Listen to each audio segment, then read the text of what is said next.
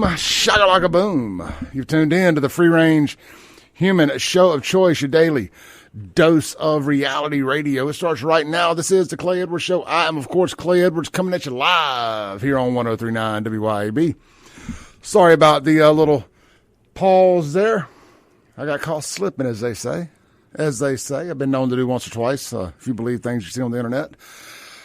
Went to the restroom and came back, and here I am. So let me reintroduce myself.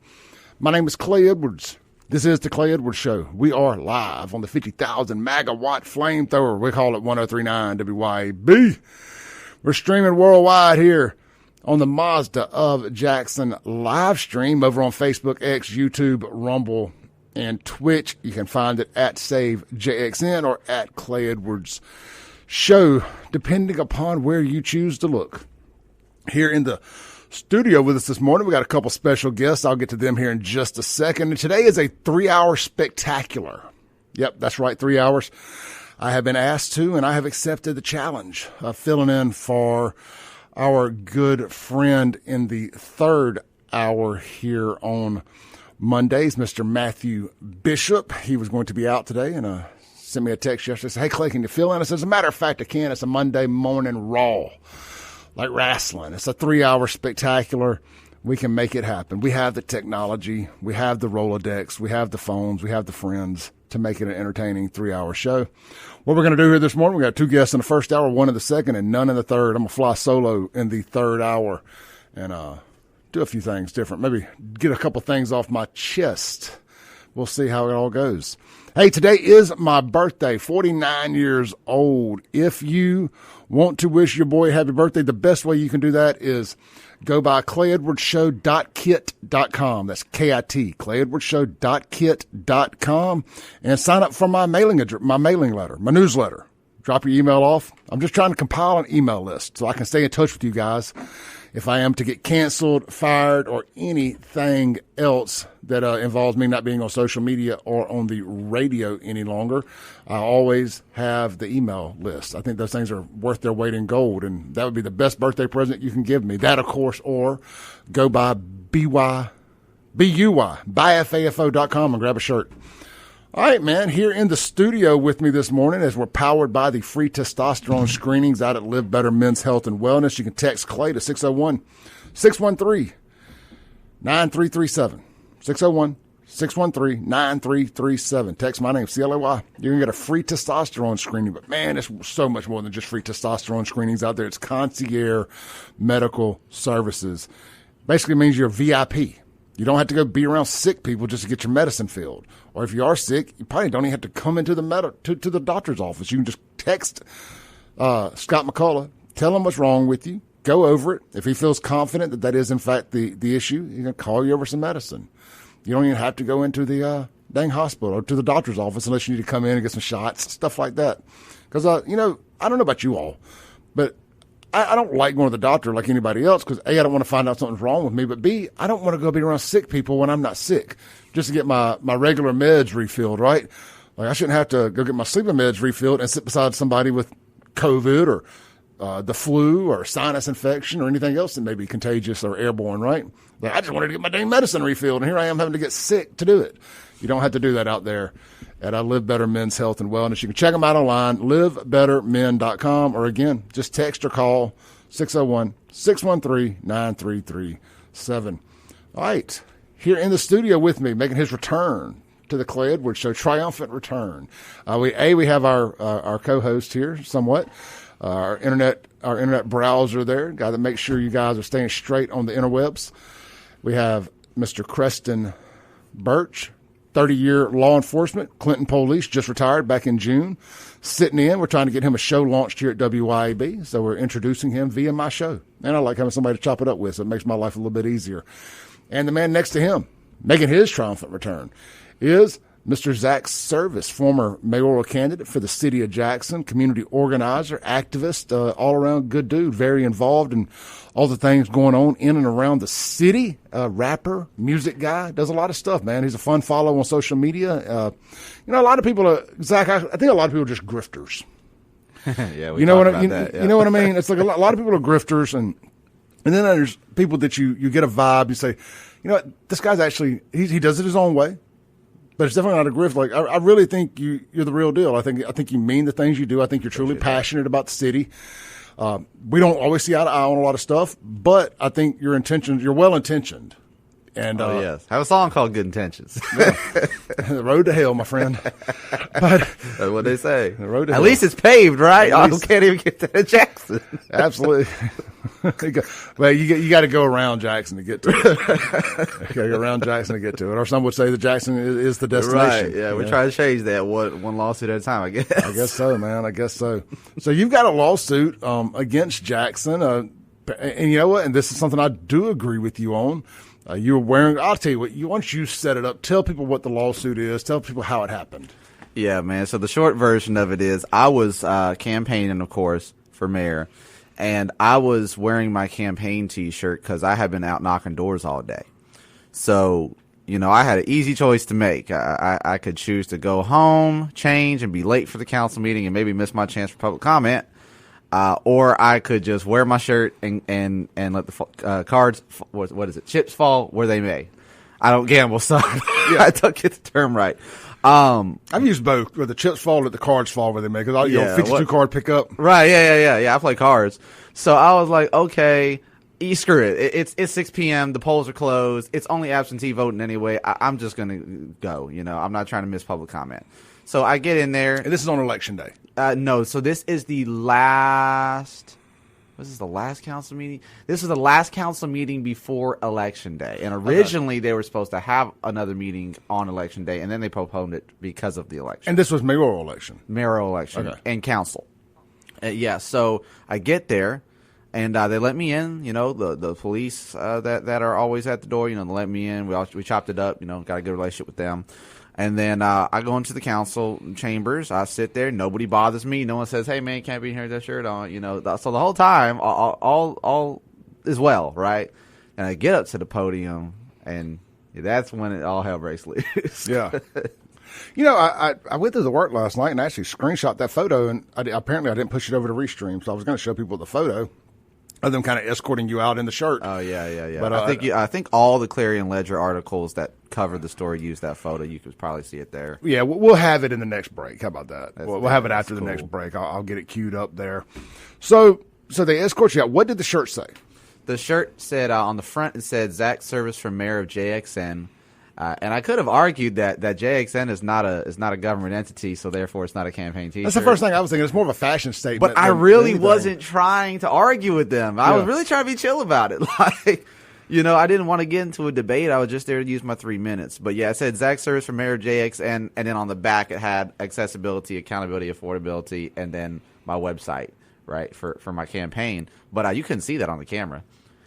As a matter of fact, until I turned my shirt around, no one could see it. It was facing the wall, you know? So, yeah, that's all that was on the shirt.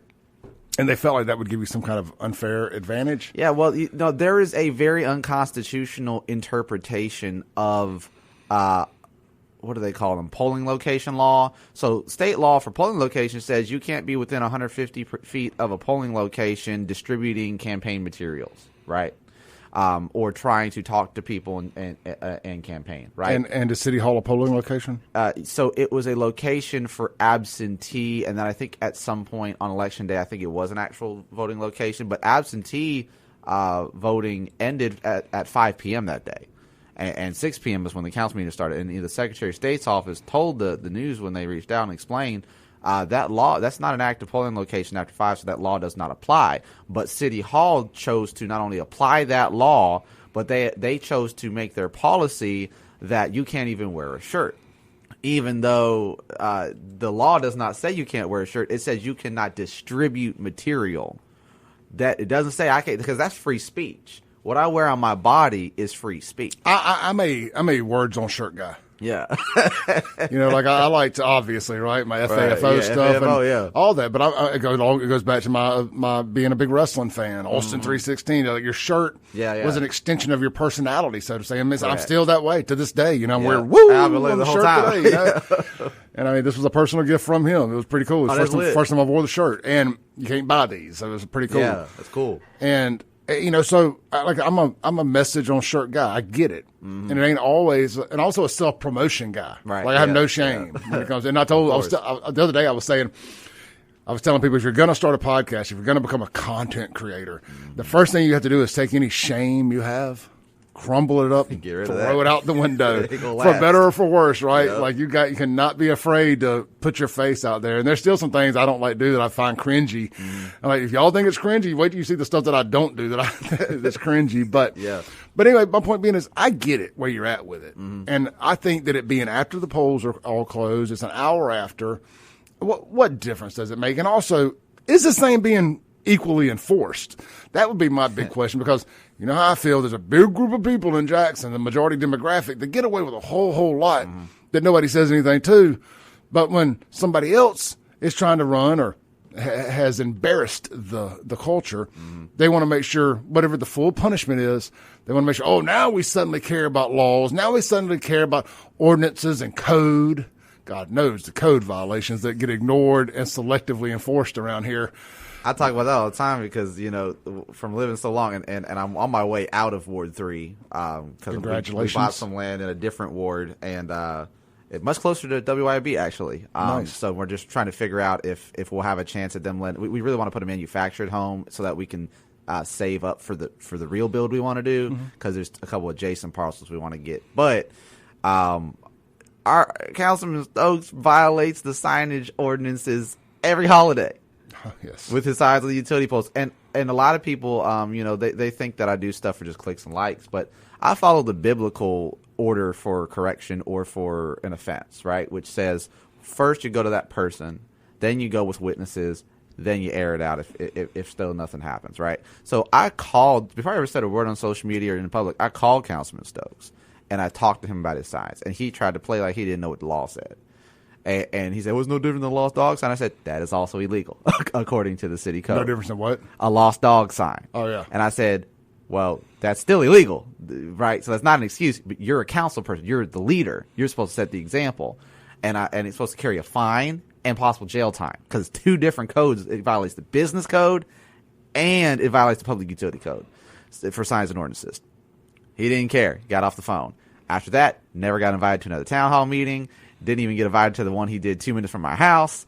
Not another youth rally. Never handed me the mic again. And then suddenly he's got something to say at the council meeting. Now everybody thinks it's about the T-shirt, right? This lawsuit. It's not just about when they kicked me out under threat of arrest. It was also because at the very next council meeting, under Horton's administration, or the next one after that, but I believe it was the very next one, they just Councilman Grizel, the same one who said JPD, escort him out, is the same one who's now president in that time. And his first day as president, he interrupts me while I'm talking to them about their city clerk, Angela Harris. She's the one who tried to keep all the Republicans from qualifying. She's the one who wouldn't give me a Republican packet when I decided I might want to change and have a better chance at getting hurt in the primaries. Thank God I didn't do that, though. But I in my mind, I thought I might have a better shot at getting heard. Then I called the Republican Party, and they said, we have no interest in Hinds County elections. So I was like, shoot. So anyway, she tried to stop me from getting – she wouldn't give me the ballot not the ballot, the qualifying packet. She wouldn't give it to me. She denied it to me. And then finally after that, I was getting word from people inside the administration who were city employees that they were being like harassed and discriminated against by Angela Harris and her staff. Shocker. Right. Wouldn't see that one coming. So I started calling it out and saying, hey, like, begging Mayor Horn, don't reappoint this person. These are all the strikes against her. Grizel stops me in the middle of my comments and says, well, hold on, I'm sorry, I got to interrupt you. I can't allow you to disparage a city employee like that. I encourage you to take it up with Mayor Horn and his administration. And I said, I appreciate your encouragement, but this is my public comment time. It's my right to free speech. And he said, well, I just can't allow you to do that. And then I got a little more bold one time. I said, yes, sir. And it's on video. Yes, sir, you can. It's my constitutional right. Thank you, sir. And then I turned to the lady and I said, may I please have my time added back for that interruption? And he said, you get 10 seconds. And then I went on to the other thing I was trying to get to, which was smoking in public parks. So yeah. I wasn't trying to be rude. Where do you stand on the smoking in public parks? Well, I don't smoke and I don't like smoke. So I think it's wrong because kids are around, right? And it's against law, you know. I know you. I wasn't sure because I've never smoked a cigarette in my life, so I wasn't 100%. Well, and my big thing was they're smoking weed with babies in the car right next to them, and I was like, look, you want to smoke marijuana in your privacy of your home or where you're at, cool, do what you want to do. I ain't your judge. You know, it smells bad to me, but hey, it's better than cigarettes, I'll tell you that, what it does to your body. But you're in front of a bunch of kids, you're breaking the law, and you drove here. Yeah, then there's the whole DUI part. So that means you got to drive back. So I was like, that's my biggest issue, because I over in my park, in Manhattan Park, they were doing that all the time, man.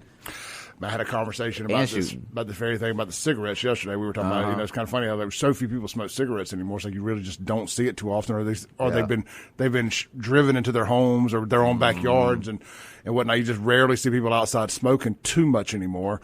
But the marijuana smoking out in public, that's one of my biggest drawbacks to it being legalized across the board. And I'm a do as you are person. Like if it went to a vote today, I would vote for adult use. Yeah. I would. Not that Clay Edwards are going to partake in it, but right. I would vote for adult use because, hey, we all have our vices. You leave mine alone, I'll leave yours alone. But here's what I wouldn't vote for. The caveat would be no outside. Yeah. No public, shared Exactly. public place, smoking, parks, sidewalks, in front of businesses. But if you want to buy it, smoke it in your house. I would say smoking in your car because your car is an extension of your home, but you're at the mercy of that. Smell that weed when you get that stopped. DUI. Yeah. I think a lot of people. Sean Urquhart did a whole show about this recently. For whatever reason, it became a big fuss after Trey Spillman, Rankin County County Attorney, made a post just reminding people like, hey, you can get a DUI for smoking. For driving under the influence of marijuana. We have a DUI specialist here who's taught the classes and given out thousands over the years, I'm sure.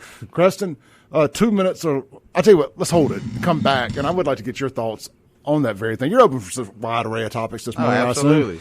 Cool. Yes, I got some other questions I want to ask you too. I want to come back. I don't want to blindside you, so I'll tell you now. I want to come back to this Metro Center stuff. Oh, for sure. Oh, yeah. That's I've had the whole situation. I've had my suspicions about this since day one, and you can debunk or confirm. Yeah, absolutely. Right, we got Zach Service here in the studio with me. We got my good friend, Mr. Creston Birch. You got Clay Edwards. If you want to text the show this morning, the Ellis Autoplex text line is 769-241-1944, 769-241-1944. Don't go anywhere. We'll be right back here on the Clay Edwards Show, 103.9 WYAB.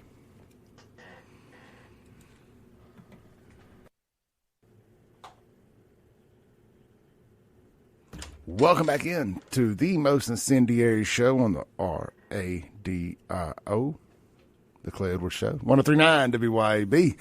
Well, of course, we're streaming worldwide. One of our great partners, are brought to you by one of our great partners over at Mazda of Jackson. You can check them out right there, I-55 at Briarwood.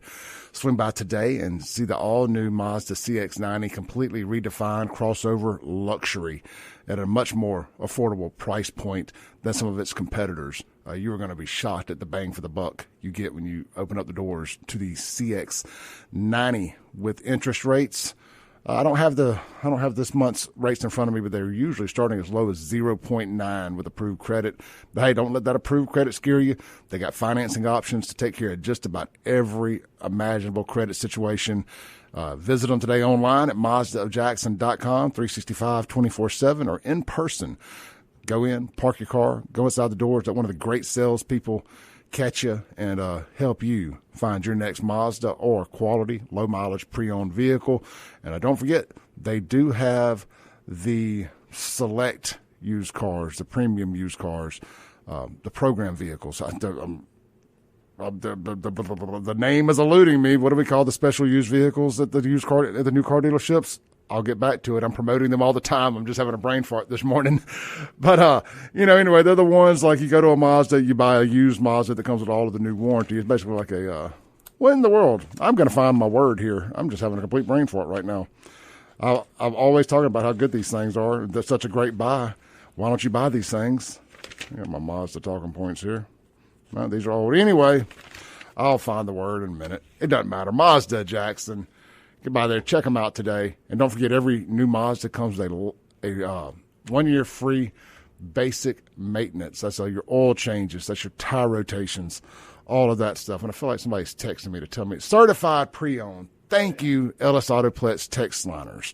Certified pre-owned. I don't know why I couldn't think of the word certified this morning. but it happens to the best of us, man. If y'all knew what was running around in my head, you'd be surprised I get any words out. Anyway, y'all check out Mazda of Jackson. And real quick, man, last night got to go to the soft grand opening of the all-new McBee's Lakeside right there at Lake Caroline. You guys are going to be blown away. If you've been there before, when it was the previous restaurant, it was nice. Don't get me wrong, nothing negative to say, but what Michael Wembley and his team have done to that building, converting it into a McBee's Lakeside, is friggin' awesome. Look, they're going to have some of your McBee's favorites. You know, who don't want a great hamburger? Who don't want some great mozzarella sticks and hot wings and all that good stuff? But they've also got some of the classics that made that previous establishment as well loved as it was. Steaks, pastas, that stuff. I got the chicken Alfredo fettuccine. I got the fried chicken on mine. I really wish I got the blackened chicken, but the fried was fine. I just wanted something a little spicier, but that aside, that's on me, not them. It was fine. Ate over half of it there. And before I went to bed last night, the girlfriend got the fried shrimp version. I got the fried chicken version. There's none left in the fridge between both of us eating the rest of it when we got home. I say that to say it's really, really good. Their grand opening is going to be officially one day this week. They got another day or two of the soft grand opening, which is kind of invite only. And then when the official hits, I'll let y'all know. I'm waiting on a text from Michael now, and I will let you know about that. But be ready. The all new Lakeside, Lake Caroline, Madison County McBee's is going to be gorgeous, or it is gorgeous, and you're really going to love it if you're out that way. But hey, why wait for it to open? The OG location, Buzz and Red since 1982, is open at 11 o'clock this morning, right there on on Lake Harbor Drive in Ridgeland, where they've been since 1982. Swing by. It is my favorite blue plate of the week. It's chicken spaghetti, Rotel chicken spaghetti. Let me get it right. Y'all always like to correct me on my chicken spaghetti. That's not chicken spaghetti. That's chicken tetrazzini. That's not Rotel. That's da-da-da-da-da. Rotel chicken spaghetti. And my personal favorite side dish is the fried okra. That's McBee's. Check them out today. All right, man. Here in the studio with me, we got our full-time co-host here with Creston Birch, and we got our special guest today, returning guest, former Jackson mayoral candidate, Mr. Zach Service. Zach, before we pick back up, I just want to commend you. You know, when you first came on the show, you, me, Sean, we had a little combative thing, but we all left friends on this thing. Yeah. And I've had a lot of respect for you. And sorry to cut you off, but big shout out to Sean for that. That was a real man-to-man handled situation. Mm-hmm. A lot of dudes don't have the maturity to have the conversation we even had off air and handle it that way. We could solve a lot of problems in Jackson if some folks just get together and hash out their differences in person instead of going on to social media to do all their work. I was telling my girlfriend that exact topic about that exact same thing about y'all and us last night. I said, he came on there, and man, we all left buddies on this thing, and it's so much easier to have an adult conversation, but people don't want to do it. They want to come on. I want to debate. No, you don't. You want to come on here and show your butt. But, no, it was a great time, but where I want to commend you is, so often you see these kind of flash in the pan political candidates come on the scene. They make a big name for themselves. They get a lot of press, and that's all they're doing it for because they know they don't have a chance of winning. Mm-hmm. And then they go away, or they go on about whatever they've decided to do with their newfound notoriety. Mm-hmm. And man, you've stayed in the fight. You've stayed at the city council meetings. You've stayed in the mud, so to say, in Jackson. And I mean that as a compliment. No, I got a song on the new album coming out called Out the Mud. Yeah, I'm a big fan of the Kevin Gates version. Kevin Gates, the first one I heard use that term on the I Don't Get Tired album back in 2014 or so. Yep. I worked 6 jobs, I don't get tired. Mm-hmm, mm-hmm. I brought him to town to that tour.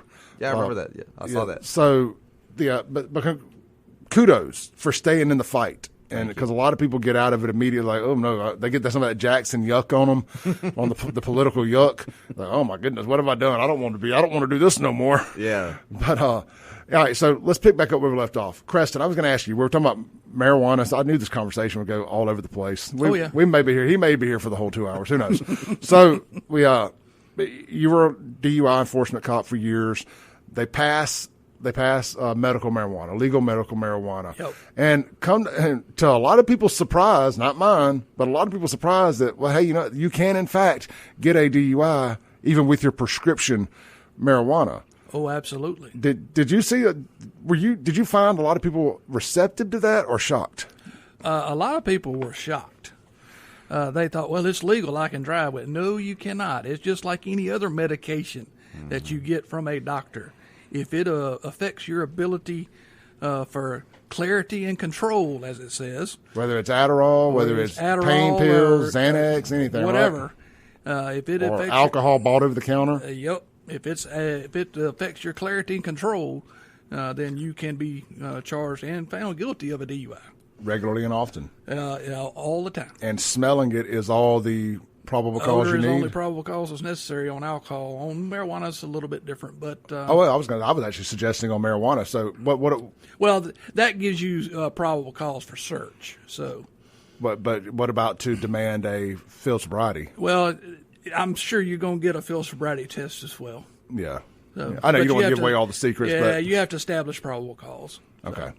But the It's smell's just like not probable cause? It's just like any other crime. What if they swerve, hit a yellow line? Now, see, that's you're going into like factually. So I'm not saying just made it up. Oh, yeah, he swerved. Yeah, I mean, because there's dash cans, but he hits a yellow line. You're talking and about establishing reasonable suspicion or probable cause. Reasonable suspicion is a lower threshold. Gotcha. So. Okay. But look, I'm a fan of people being safe on the roads. Absolutely. However we got to get there. Be safe on the roads. As Zach said, if you want to do that at home, you by all means do it. That's up to you. I'm not your judge there. On the streets and highways, that's where that becomes the problem. So, a lot of people get mad at the way that I have put videos of people not in their best shape on the internet. People who are banged up on dope and stuff and out in public. Yeah. And Clay, how dare you? He's an addict and he's at his worst and all that. And I get what you're saying. I do. But, you can go get just as banged up behind a house somewhere, in a house, in private. You ain't got to do it at the gas station across the street from the Coliseum for all the world to see. Well, and I use that explanation there, or that example. I know exactly which one you're talking about too. Yeah, the one that had the car wash next to Wendy's and Arby's and all that. Yeah. Not the nice one that's really taken care of. It's the one across the street by Whataburger. I hate it for Whataburger. I had a crackhead come up and offer me service. Yeah, one time I had to get the heck up out of there. Yeah, exactly. Well, look, I got a video of a guy and a girl, and we're going to keep this family friendly. We'll just say a guy and a girl doing what guys and girls like to do, walking out of a car wash, the old car wash there. Goodness, we'll just say all banged up, and the guy pulls a knife out, stabs one guy that's walking from the Waffle House. I mean, it's just the events that took place from one side of this parking lot to the other in about 30 seconds is mind-boggling. So I put this online to warn people, hey, if you've got kids in the car and you're heading downtown today for any reason, don't let them look to the right. If you get off High Street and you're going towards the Coliseum, do not let them look to the right. Look to the left. Look to the left. Yeah. Because there's going to be something over there that you don't want to have to explain to your kids at this point in life until you're ready to explain to them this whole situation. Like, Daddy, why is that guy naked and got a knife? And what is that girl doing hunched over? You don't want to have to explain these things. So I like to put it out there for people to know. And, for clicks and views. I won't lie. It's a combination of both. So I can be selfishly doing it and doing it for a good reason. Two things can be right at the same time. That is true. Well, people can be happy because in all states that have passed medical marijuana, personal use marijuana has followed not long after. So it's usually like 3 to 5 years. Just stand by. Yeah, I think you'll get there. I don't know.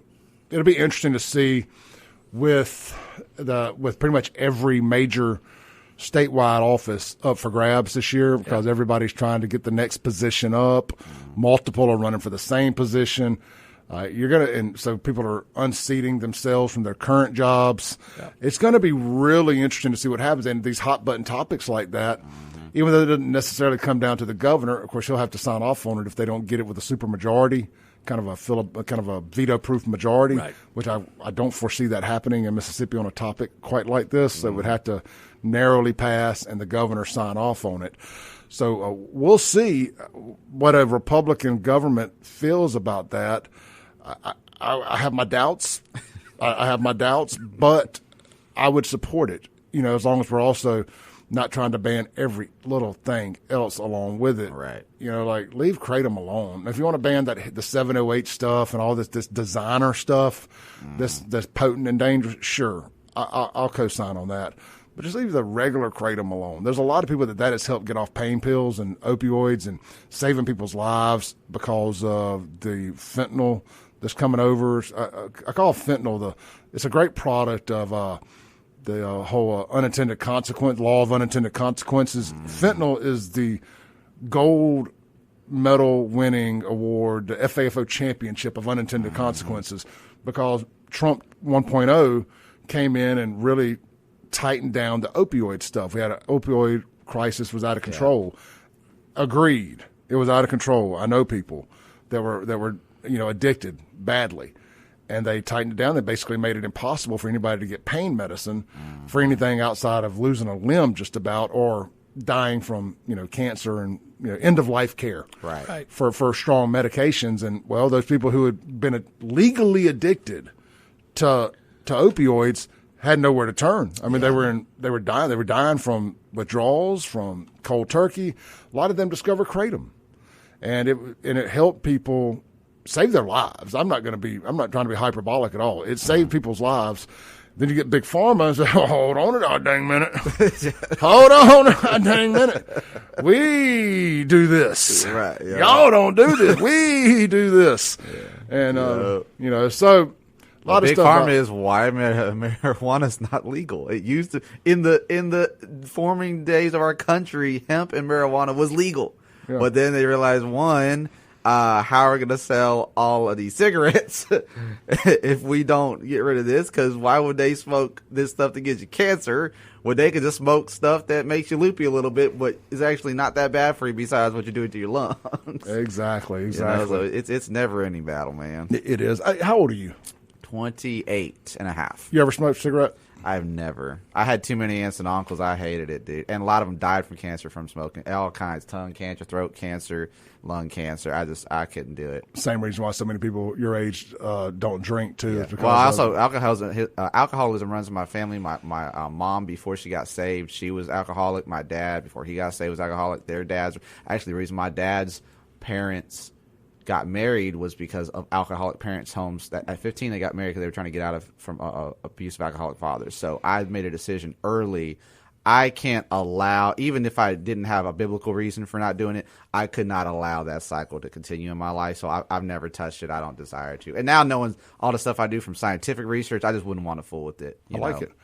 Let's take a break real quick. If you're watching on Facebook, we're killing the Facebook feed. Join us on YouTube or X at SaveJXN, or find us on Rumble or Twitch at Clay Edwards Show. If you're listening on the radio, nothing's changing. We'll be right back. 103.9 WYAB with Zach Service and Creston Birch here in the studio.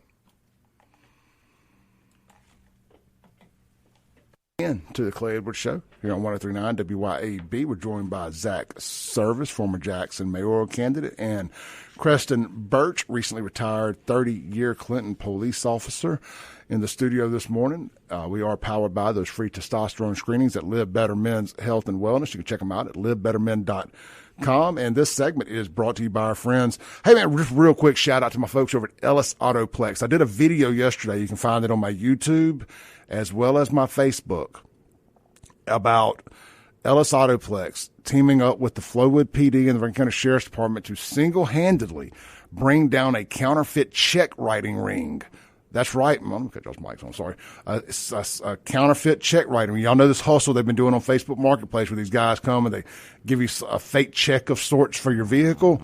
Well, there's like a side hustle, a cottage industry of that's being played on car dealerships where these guys will come and they'll do this thing, and they're not keeping the cars necessarily, but they're keeping them for 2 weeks, 3 weeks, a month, however long it takes before the dealership finally says we're involved in law enforcement to get our car back.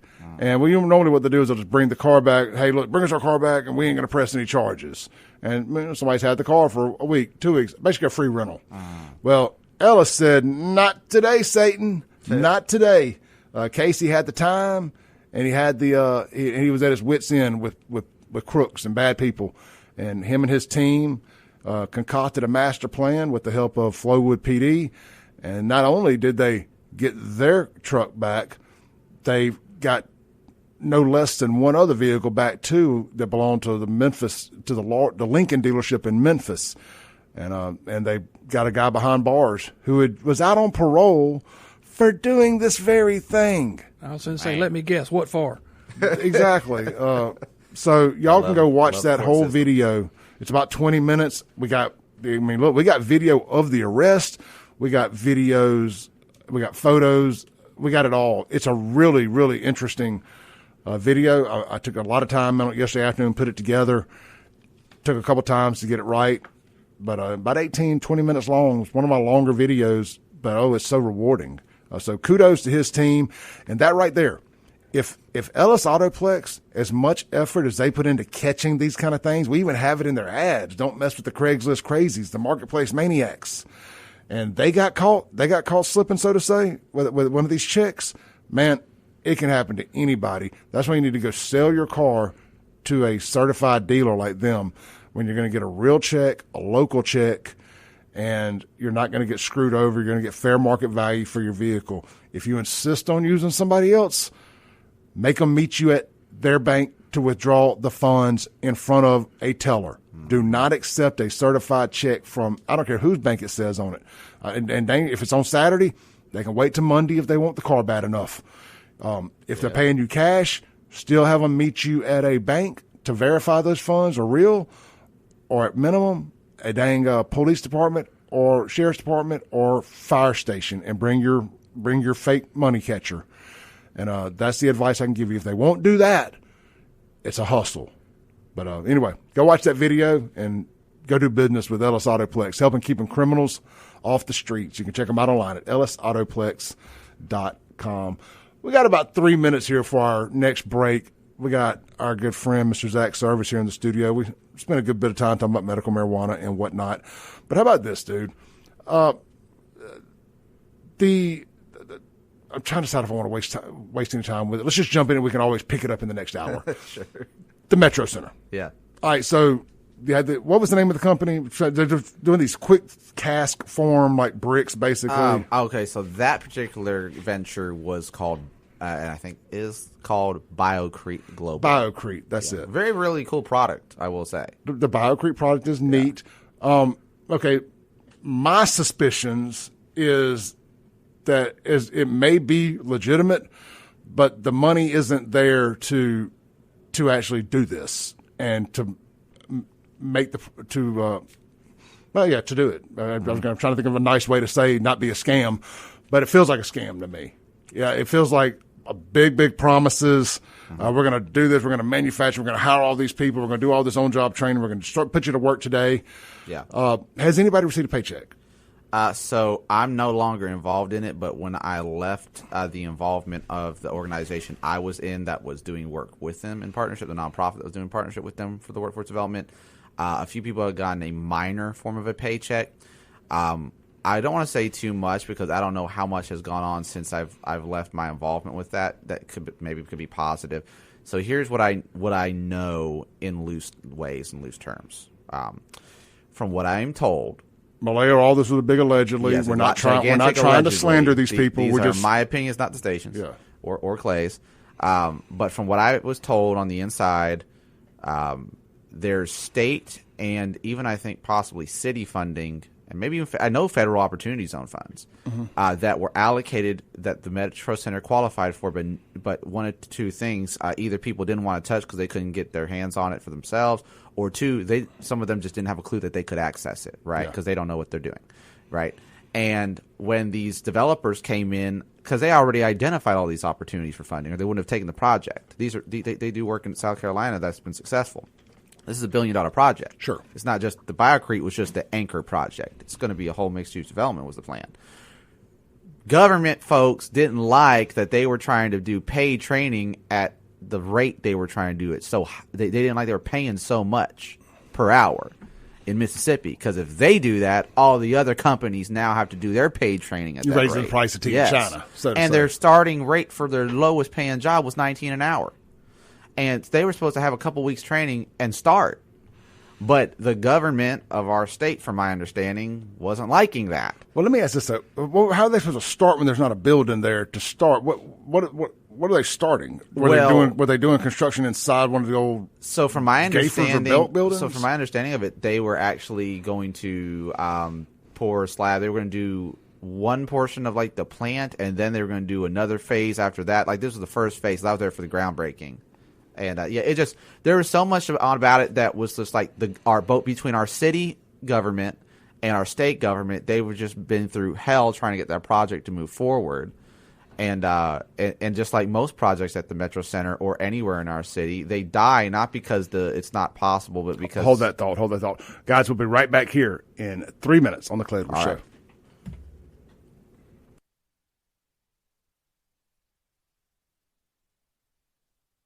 Welcome back in to the Clay Edwards Show. Guys, we threw a lot on you there in that last little segment. I should have waited, but I want to pick that back up, this Metro Center debacle, and it's just a great explanation of the way the city of Jackson works and other like-minded cities where, and maybe throwing the city under the bus ain't the best way to do it here, but it's just the people of the city, these nonprofit groups, so on and so forth, where everybody's got to get theirs. If everybody ain't getting theirs, nobody's getting theirs. And because you can't get out of the way from cutting your nose off to spite your face. Something else I want to talk to Zach about, and we're not necessarily on the same page, but I want to understand deeper why. And I'm all for data centers at Lake Hyco and why I think that it's kind of boom or bust when it comes to that. I've seen Zach with a different opinion. I want to talk to him about that and just the data center conversation overall. It's very interesting. I'm not necessarily pro-con. I'm in the wait-and-see kind of aspect of it all. But anyway, I want to talk about Lake Hyco and the potential development out there. And circle back to this, and heck, who knows what else we'll hit this morning. We got a lot to talk about. We ain't talked Jackson in a while on this show outside of just the homicide count, so we'll see what all is good going on. Zach's in the thick of it all. Maybe there's something positive going on in Jackson that I'm not aware of. I'm always game to hear about that as well. Y'all don't go anywhere. We'll be right back. Hey, don't forget it. Speaking of Jackson, Martin's Downtown and Martin's Livingston. The Blue Plate special of the day is fried or grilled pork chops. See y'all. Boom goes La Dynamite. It's hour 2 of the most incendiary show on the radio. This, my friends, is the Clay Edwards Show. I am, of course, Clay Edwards, coming at you live here on 103.9 WYAB. We're streaming worldwide and live over on the Mazda Jackson live stream. We have I said we 86. Actually, we did not 86 the Facebook feed. We are 86 in the Facebook feed. No, I did 86 by another way. I killed it from Facebook directly. But anyway, we are now streaming on YouTube and X at SaveJXN, and we are on Rumble and Twitch at Clay Edwards Show. You should be able to find those pretty easily there. Make sure I got that right. We got X, we got YouTube, we got Rumble, and we got Twitch. Okay, make sure I had it right there. All right. We're on the Mazda Jackson live stream there. We appreciate Mazda Jackson for sponsoring that. The Ellis Autoplex text line is 769-241-1944. I do appreciate all the happy birthdays this morning. 49, man. 1 year away from the big 5-0. Big 5-0. There was a time in my life where I didn't think I'd make it this far. It was about 2 days ago. I kid. Look, I appreciate everybody. Real quick, man, let's pay a few bills here. How about my friends over at Cowden Electric? Man, my good buddy Marty out there in the struggling in that heat, hooking up those emergency power generators. So when the grid gets overloaded, you guys, and this is going to carry right into our next conversation, isn't it? Talking about data centers. When that grid gets overloaded and knocks out, or the weather comes through and knocks the grid out, knocks the power out, yours is not affected. Yours kicks right back on because it's got that gas-powered full home generator, courtesy of Cowden Electric. Look, you can get a full home one, or like I've said ad nauseum, and I hope some of you are taking advantage of this if you're a renter, or maybe your budget just doesn't allow for the big one. Maybe your credit's a little tight. You can't take on that size loan right now. I get it. But what you can do for a few $100-ish, less than $1,000 for the most part, get your generator converted where you can plug in your emergency generator. Not your generator. I'm sorry. Get your breaker box converted where you can plug in your emergency generator to it and run just a few select, integral, important breakers like your air conditioning and your deep freezers. If you have a breaker that has some emergency medical equipment on it for somebody that's at home, maybe on a hospice care or ventilators or anything like that, boom, it's going to keep those powered. Well, Clay, they've got backup batteries. Yeah, but do those things last for a week? Like when Katrina took us out for a week? You never know. right? And it ain't always during the summertime. Sometimes this happens in the winter, right? Like when the snowstorm came through, ice storm came through in 21. I remember that. We were without power for a while. I ain't got to explain to you. You're in Mississippi. You know all the different ways the power goes out, whether it's tornadoes, the grid getting maxed out in the summer, ice causing it to go down during the winter. You can be unaffected by all that by calling Cowden Electric. You can find them online at COWDEN. That's CowdenElectric.com. And don't forget they are very, very knowledgeable in hooking up those turbo electric car chargers from Tesla and other companies too. So reach out to them for that too if you've made the electric car switch here lately. Man, have you driven an electric vehicle? Crazy enough, a friend of mine let me drive his self-driving Tesla. They're nice, man. Like, I don't know if I could ever trust them because my dad-in-law has one too. Well, you don't have to do the self-driving part. No, you don't have to. But the crazy thing is, like, itself, statistically, it's safer than a human because it has 6 cameras that can react way faster than you and see things you can't. But it's just like, I've watched too many movies. Me too. And I know the CIA can hack that stuff. I've read 1984. Yes, me too. So I was like, I just don't know, man. Maybe for now, but in 10 years, I probably won't touch one. I'm with you. Now, if we ever get to the flying car thing, they better be self-flying. I do not trust. That's one place I'm not asserting my right to free travel is if we get self-flying cars. Yeah, they get self-flying. I've seen the way they drive around Jackson. They're going to fly even worse. But anyway, yeah. But my they're brother fun. Luke said that. He said we better hope we never get self-driving cars in Mississippi before they change the laws to get a license. Who said that? My brother Luke. Oh yeah. Look. But just the electric cars themselves, though, driving them and the power, the torque. It's crazy. As a guy that grew up loving instant. drag racing and stuff, yeah, it's insane. I was not ready for that. No, man. My buddy Michael Wimberly that owns McBee's, he's got one of those. Shout out to Michael, man. He's awesome. He's got the electric Hummer and it's a vehicle that's that heavy. It sounds like a Starship too when those things pull up, man. Mm-hmm. It has like this musical hum. It does, isn't it? And it's got that turbo mode, or it's got some silly mode. It's fun, but it's like a launch mode. Oh, it's like the equivalent of like having a trans brake in a drag car and shoot you. Yeah. And it's almost like the plaid mode. I know that's Tesla, but it's from Spaceballs, kind of the same concept. And man, I'm amazed at how fast that H3 is, and it's all-wheel drive, and it will literally peel all 4 tires when it pulls off. Not that he's ever done it; he's a great driver. Right, I'm just saying, in theory, if he was to want to, it would. I've seen a video of one doing it, so I assume his will. But man, it's amazing how much power those things have. I highly recommend. And I don't want to be forced to have an electric vehicle, but I would like to have an electric vehicle. Yeah. You know what I'm saying? Yeah, absolutely. Once the government forces you, it ain't fun no more. No. All right, so speaking of electricity and all that, let's pivot here, man. We got Zach Service in the studio with us this morning. Creston Birch. Zach ran for mayor of Jackson last time around. He's remained steadfast in this fight for the saving of Jackson. Hey, real quick, man, let's circle back to before we do the data center talk. Real quick, 2 things. Your lawsuit. Yeah. Where are we at with that? We talked about it, but we kind of forgot to ask, like, where are we at with it? When is court? Yeah, so actually today I'll be following up with my attorneys, but basically we filed it last week, I think, on Monday, the 11th, whatever August 11th was. We filed it last Monday. And funny enough, we could have had it filed much sooner, but they did not. They just didn't have the manpower to do the converting of all the videos, and they didn't realize I was a media specialist. So I told them, I was like, guys, just let me convert the videos so we could get this filed. I could have had it done back in May.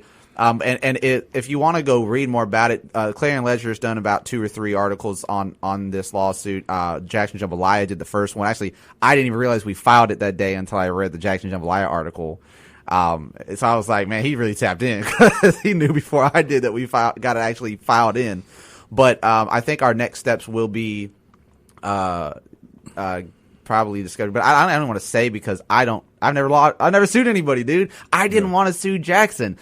I sent a formal complaint. All the attorney said was received. That was their response. I let it go for so long, but then the very next like week they're quoting the same ordinance. They're trying to enforce that on me. So I said, finally, I'm like, okay, guys, I'm not getting myself thrown out of another council meeting and made to look like a fool like they tried to do me last time.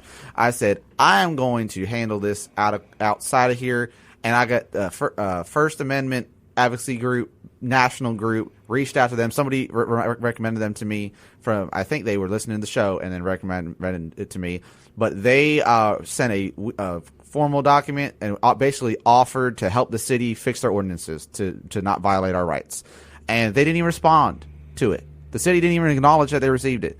And then we waited 2 or 3 more months and did it again. Again, they didn't do anything. So finally I asked, what's my recourse? What do we do? I said, now it's got to be legal action. And then they helped me find an attorney who was interested, who happens to be a local Jackson-based attorney, Joel Dillard and Associates. So I did everything I could to avoid suing because I didn't want to, do that with a new mayor coming in and make it seem like I was trying to, poison pill its administration. Sure. Because I've tried to work with them as much as I can. Look, I took the gloves off, or left the gloves on, should I say. Yeah. Where I was like, man, I'm giving them a year. That's what I said. I don't like the police chief hire, but I'm giving him a year to find where the bathrooms are at and just how to un-F all the chalkways. He's got. And it was worse than we thought. Of course. It was worse. I talked to a lot of people. They said, we didn't know it was this bad. We thought, one person said they thought I was lying. I won't say who it was because I think they're back in the administration now. But he said, Zach, I told people, I have to apologize. I told people you were lying. And then I went and looked, and it was actually what you said. And I said, nah, you wouldn't believe it. It's out of a movie. I'm amazed that the lights didn't get cut off. Zach, I got it. Well, they have on some of our public roadways. The hood building. Yeah. Yeah, we've had issues with Entergy. Some was on their end, but a lot of it's from us not paying bills. Well, Zach, I got a question for you. You're going after them in 2 ways, right? One of them is because of the election in the election polling place. Mm-hmm. Yep. And the other is for they also kicked you out or didn't allow you to speak because you so-called disparaged a public employee. Correct. They interrupted me and tried to say I couldn't disparage a city employee. Well, I suggest that the city of Jackson becomes very familiar with the New York Times Company versus Sullivan and what Justice Brennan said. And that's very simple. We consider these cases against the background of a profound national comment to the principle that debate on public issues should be uninhibited, robust, and wide open. And that is, it may well include vehement, caustic, and sometimes unpleasant sharp attacks on government and public officials.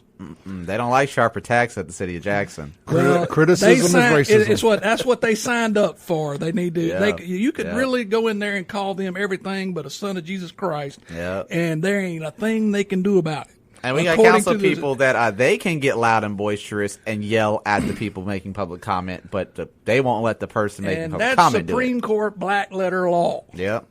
And I cited them even in my letters to the city, but even in person, I cited their own ordinance, and then I cited the constitutional laws, and I cited the cases in the Supreme Court.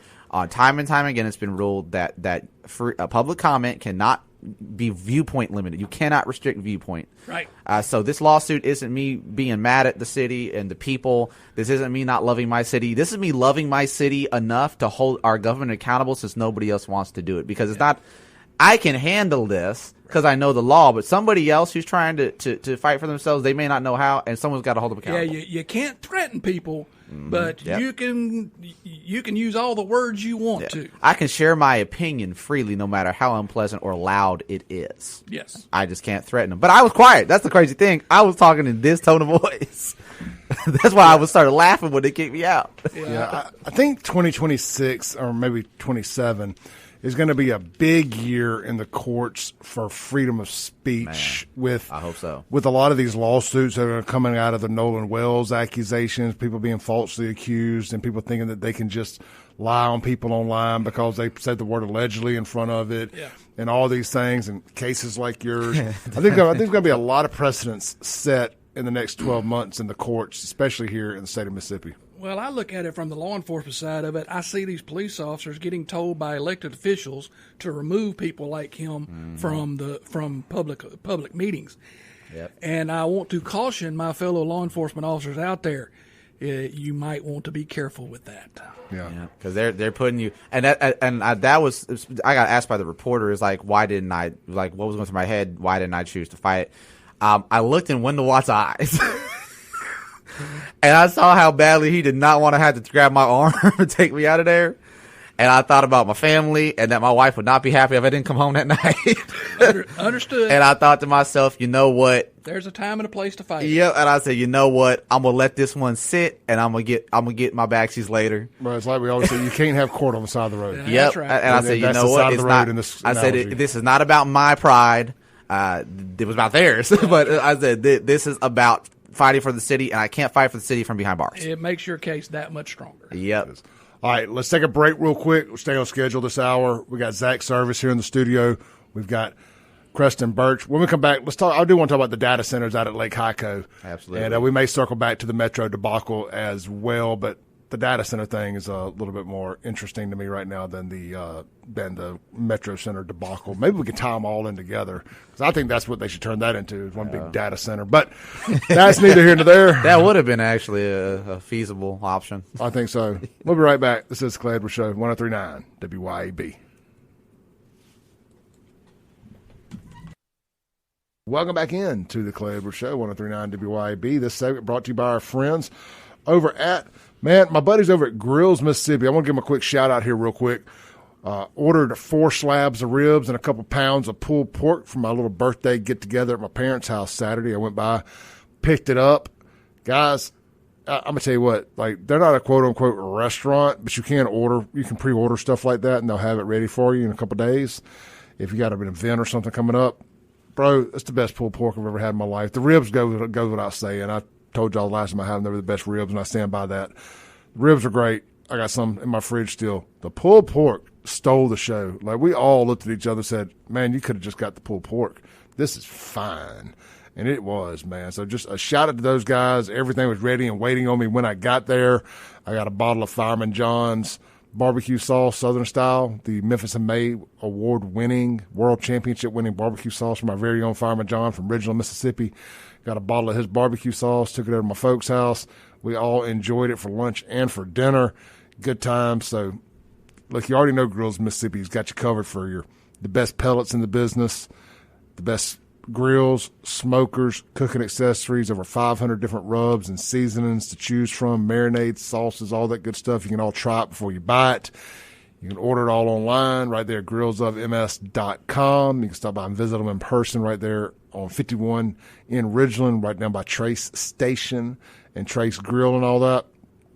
And, of course, don't forget they can design and build your custom outdoor kitchens, too. So whether you need an entry-level charcoal grill or you want to get a big boy catering smoker, custom trailer, custom kitchen built, they can do it all or help you with it right there. But catering, man. You want some real deal Mississippi-style catering? Or you're a big company, you're hosting somebody not from Mississippi, you want to get your event catered, but you want to let them know, like, what is Mississippi? What kind of food exemplifies the taste of Mississippi? I think it's barbecue and gas station fried chicken. I think that is Mississippi to the T right there. And they can definitely hook you up with the barbecue and maybe the fried chicken too. I don't know. But check them out today, grillsofms.com. Let me ask you that question. We like to have fun on this show, dude. Absolutely. What food do you most associate with Mississippi? Oh, man. Like if you had somebody coming from another country and they landed in Jackson today, what would – you can give a plug to a restaurant. I don't care. But I think of deep fried chicken. Yeah, me too. I think that's what I'm coming for. Any restaurant in Mississippi, if I'm outside of my normal area, I'm looking for where's the chicken at. Yeah, but I'm saying I say it on the show all the time. It's a good spot in Lexington at a gas station. Maybe we were just talking about that. Gas station fried chicken, or really good deep fried chicken. Some of these restaurants they try to do like Utica has a good gas station chicken spot. Do they? Near towards J Farms or J Crossing Farms. Yeah, I'll check that out. Those highways. And I'll say this, they're a sponsor, but I would say this regardless. Martin's on Fridays does fried chicken instead of fried fish. Oh, really? And like bone-in fried chicken, like white meat or dark meat or whatever. And, dude, it is fine. People used to always talk about how good Two Sisters was. I was never a fan of the Two Sisters. I thought it was way, way overrated. That before my time. I'll just say it. I think it only won all those awards because it was in downtown Jackson. But there was way better fried chicken to be had. And I'm not saying that as a hater, and it wasn't that it was bad. But like Reed Pierce is out in Byram at the time when it was open, was the best fried chicken I'd ever eaten in my life, or any random Chester fried. Yeah, Chester's good. Chester fried's my personal favorite of the gas station favorites. But we're on the same page. Somebody said you got to give them one meal. I'm sorry, fried chicken, man. Fried chicken. That's to me. It's that with barbecue at a close gas station barbecue is a close second. Yeah, or good barbecue. You know, I just say gas station barbecue just for a catch-all. But and then when I say gas station barbecue, that ain't an insult, by the way. And when I say gas station chicken, that ain't an insult. Because like gas station throwing down with some of the standalone restaurants. You can walk in any random gas station anywhere in Mississippi and maybe have the best plate of food you've ever had in your whole life. Yeah. And it's just that random. And you make it one of the worst, too. But more times than not, you're going to get one of the best. There's that guy that does those gas station food reviews. Okay. I'm going to give him a plug here real quick. And I recommend people check out his Facebook page. He may do YouTube as well. It's Stafford Shruden. Stafford Shruden. Kind of a weird last name. He's from up in like Drew, Mississippi. Okay. And he does those gas station food reviews and run inside and go out to the parking lot, eat on his tailgate. Okay. And I discovered a great barbecue restaurant, like barbecue gas station right here in Rankin County from him doing it. He's doing Lord's work. me and Fred Shanks went right over there like that day or the next day. And man, we got us some of the ribs and some of the pork chops. And it was the truth. And it's, I think, that L&M or CNN. And it was right there on the corner of Lake Harbor and Grants Ferry on the Rankin County side. I know where that is. Yeah. It's like an old super stop Conoco. I don't know what it is now. And anyway, he was right in there. He's also a cook at McBee's. So anyway, good barbecue. All right, man. Back to it. Let's talk this data center Lake Hyco stuff. There's a moratorium or whatever on this data center and all that. I think that's all a glaze. I think data centers are 100% coming to Jackson. Oh, yeah. I would be shocked if not, and I'm pulling for them too because I think it will help Jackson. And what are they competing against for the land? Nothing. Nothing. It's nothing. Nothing. I mean, they're competing against nothing or something that pulls in tax dollars. And look, let's set aside the conspiratorial stuff about data centers for a minute and just talk about just from a simple, is this what we want the land used for? Because once you do it, that you get no retail. Yep. No residential. Yep. I mean, it's going to be, you're forfeiting. Yep. Well, like I've seen you say it, man, there's so many more uses. Let's fill the lake back up. I've always been a supporter of Lake Hyco. Since day one of this show, I've always thought, what a waste that is out there. It was getting wasted. But I feel like it's even more wasted now. There's not even water in it. I don't think it's going to be used. I think it's perfect for the data centers. My problem and my beef with that is, sorry to cut you off. No, you're fine. I'll forget what I was going to say. No, go ahead. I'm not one of those people who like to say they before I know who they is. But now that I've met most of the theys, they seem to have already planned to turn this into a data center. This is happening. They didn't care about the community meetings, which I was at. The only two there were held by JPS. Yeah. Nobody wanted data centers. Now, who is they in this? Tell us. They is JPS, the superintendent, the board, the state government, because it's 16 section land. And the city of Jackson is loosely involved in it, but they're, more so now because all this stuff behind the scenes, a lot of them are all collaborating anyway. But ultimately, there's a lot of people who have private equity in why they wanted a private water system and private equity in why they want these data centers. Because this is the thing. This is the crazy thing. They are fighting the Forest Avenue data center project, but they're not fighting it one street over on Lake Hyco property. Same amount of mileage. Who's doing the Lake High? Who's doing the Forest Avenue one? That is the land is owned by Sam Astrahan, and the investment group is Saxon something LLC. This ain't the one that Prada. No, Prada's is just a little bit north on your county line, I believe. Okay, and it's the same distance, if not less, just one street over. So I realized, oh my God, that's why they're fighting it, because they don't have private investment in the one on Forest Avenue. They can't profit from it. It's always the money. But they have private investment in these other things. Why would you want to? Mr. Stokes, no disrespect to him, but let's just call it as what it is. He suggested Hawkins Field, which does not, I don't think, have the infrastructure either for a data center. But the whole reason Hawkins Field hasn't expanded is because they made them agree not to expand because of noise. They didn't want to bring more traffic and noise there. But you're so scared of these data centers causing noise pollution. But now we'll suggest, but so I'm figuring it out, and I came in a little naive when I came into politics in Jackson, and I was believing the best about so many people. And now I'm realizing Usually, if it doesn't make sense why they're protesting something, everybody's saying this would be good for Jackson, and yet they're still protesting it. They probably know it's a good thing, but it's not a good thing, like you said, that they benefit from, so they don't want it. It's like I was talking during the break about that Urban Farms documentary in Detroit. It's on Amazon, I believe. They would much rather have urban farms than trap houses, blocks and blocks of trap houses. But people were protesting it, and they were making it about race. And it's just like, hey, anytime we need, we don't want something, just tell the blacks it's racist, and they'll run out there and protest on our behalf. And that's what they do. They figure out a way to kind of say it's racist. It's got something to do with racism or environmental racism or infrastructural racism, and they'll get these pay to play black protest groups like the Poor People's Campaign or whomever, fill in the blank, and they'll run out there. They'll protest. They'll get a check. Now, the people protesting might not. Some of them are true believers, and I don't want to discount that, right? But the people who told them where to be, they getting a check. Well, that's the problem is, and I've talked about this before on Kim's show. Rakia, they got mad at me when I called her out. But one of the reasons why, for one, and I try to stay off of this. I don't want to get you more heat. But part of the reason why race relations are so bad here is because people who look like whichever side is the one on the other side of the issue, they know the pain points of the people they look like or represent, and they use that against them to fight for causes they think are for them, but it's actually working against them. So that when somebody like me shows up and says, no, these people are actually pimping and, we can't use this word on the station, SAing you, right? But you don't realize it because they know the language to trigger your trauma and get you to see the other person as an enemy. You can say sexually assaulting them. Okay, I wasn't sure we could say that.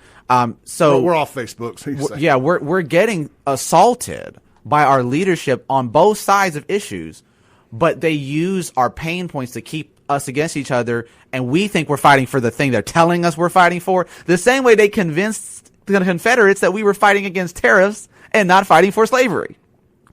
That's how they got them to show up and fight, the Civil War. But once folks really saw what was going on, I mean, we see what it is now. But that's a whole nother story. But with the data centers, man, I'm not pro or against data center. I'm pro development. I know that there's different kinds of data centers. Right. So they're building one in my backyard, literally. Yeah. Like a football field away the way the crow flies. Is it the Brandon one? Yeah, in my backyard.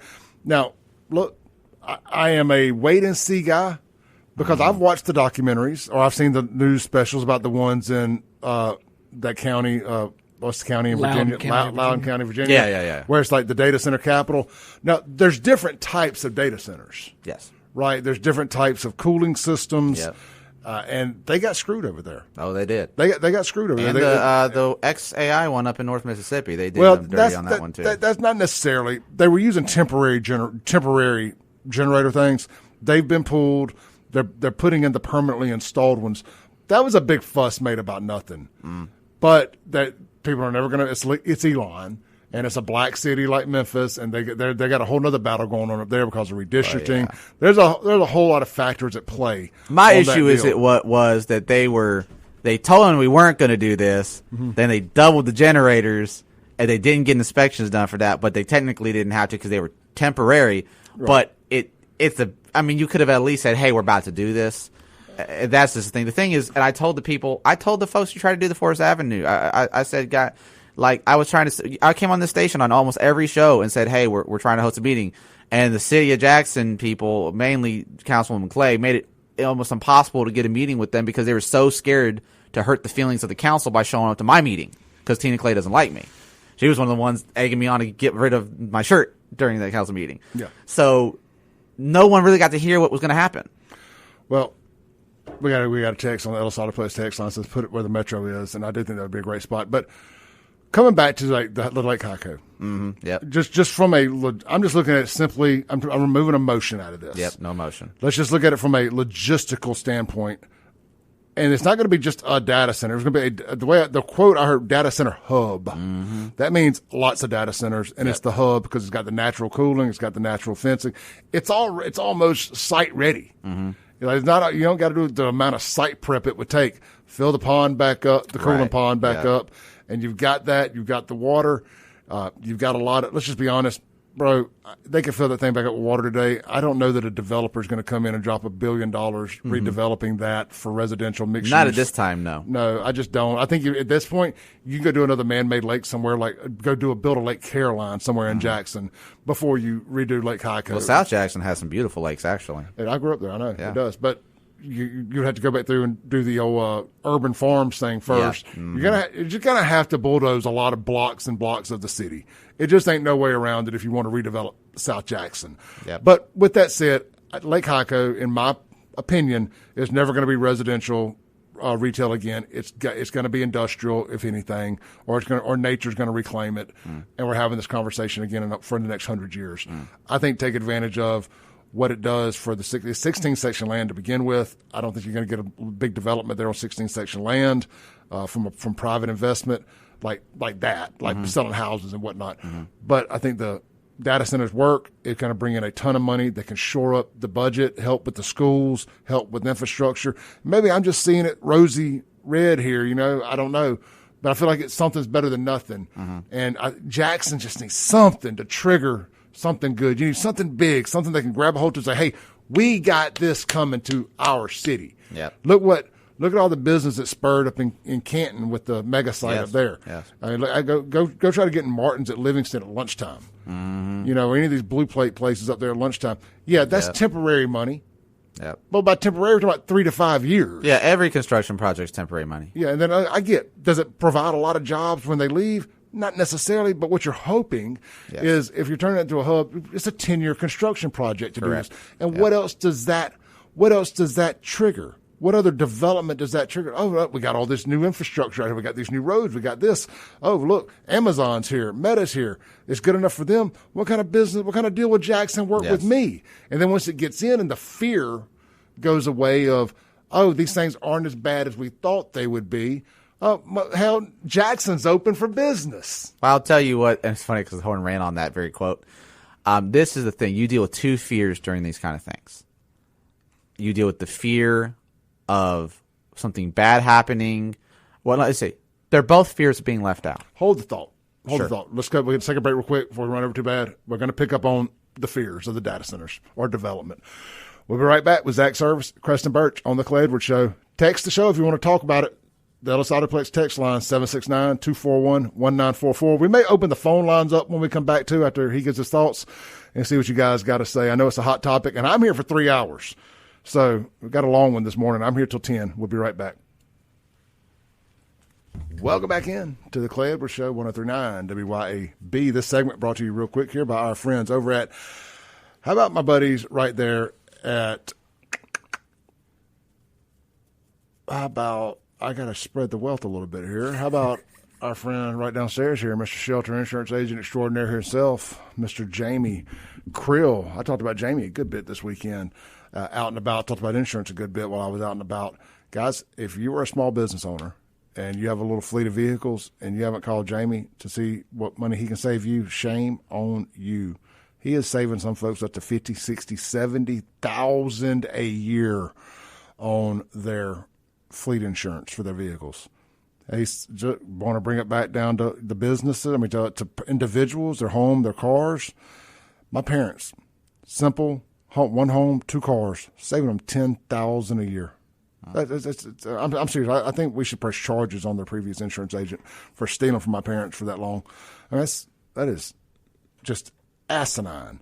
We'd have $50,000 in the bank if we had caught this 5 years ago and switched over to Jamie Krill. But I digress. Don't let that happen to you. Yeah, maybe you trust your insurance agent. Maybe you're getting the best deal, but don't you want to know you're getting the best deal? Let him shop your rate for you. You have nothing to lose at all.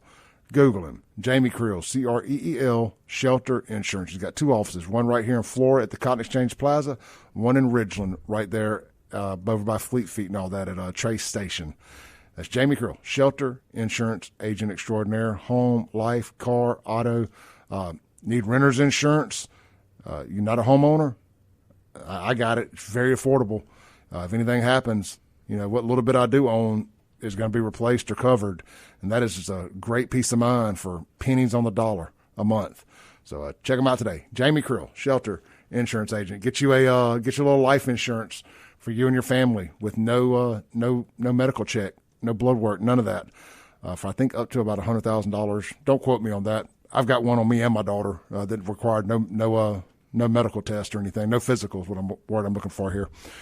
A lot of stuff out there available like that to give you and your family the protection you guys need.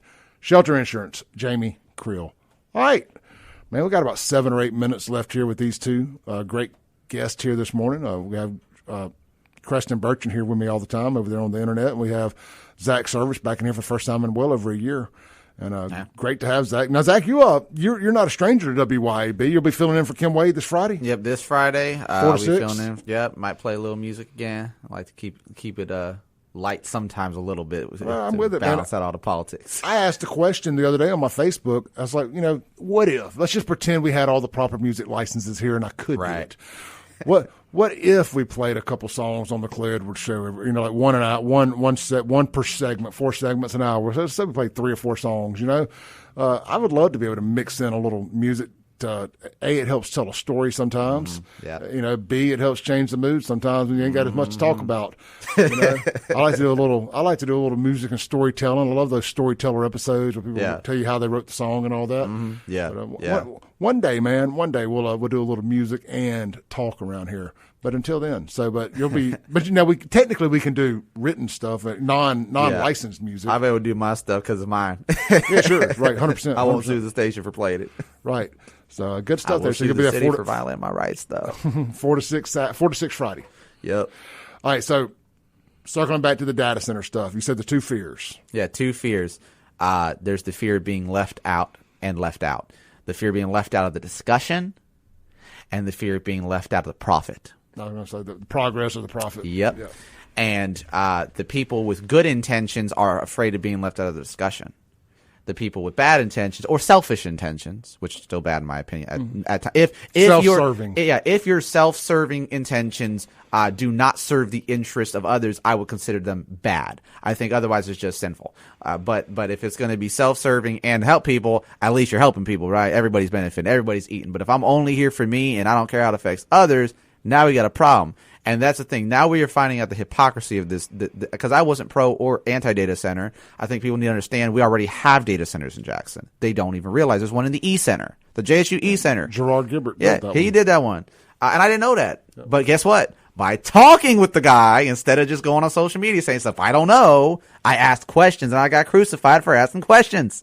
I said, before I draw conclusions, let's ask. I got a whole interview with him that I did about it. Really? About his whole life, and the East Center was a big part of it. How that whole thing came about, it's just crazy. Yeah, I mean, then talking with Gerard was like very eye opening because Allstate donated that building. Yeah, the East Center. It's very interesting how it all worked. But this is the thing, folks have so much fear and animosity towards people that look like who hurt them. They don't realize that if they would just have a conversation and get rid of whatever their prejudice is about that person's intentions, they could actually discover how things actually are going. Like they say, why don't we just put a data center here? That's one of the only problems about electing politicians, and one of the reasons why our founding fathers had so many debates about aristocracy, because back then education rates were so low. If you weren't aristocratic, you didn't know what you were talking about when it came to business, and if you got to make decisions for a nation, it could be detrimental to your economy. Now we have a much more educated populace in America, and yet we keep electing people who don't understand how business works. Well, not all educations are good. Oh, that is also true. But folks don't understand what is a data center looking for. Like, why can you not just stick it wherever you feel like it? Because it needs a massive amount of different resources in place. You need a power grid in place. Some of them need water in place. It needs to be zone industrial. It needs to be close to the interstate because that's where all the fiber optic lines are run down. That, and it needs a large footprint. Yes. And at the same time, they don't understand that there are ways to do it that don't infringe on your rights, that don't cause crazy noise pollution, that don't require water. You do got to hold that company responsible, though, because otherwise they'll choose the cheaper option, which is water. But the company that's trying to do the Forest Avenue one, for example, they tried to write ordinances to create what's not there so that they could regulate themselves so that we would let them do the data center and we wouldn't play ball. But we'll play ball for Hawkins Field if they want to do that. We'll play ball for Lake Hyco.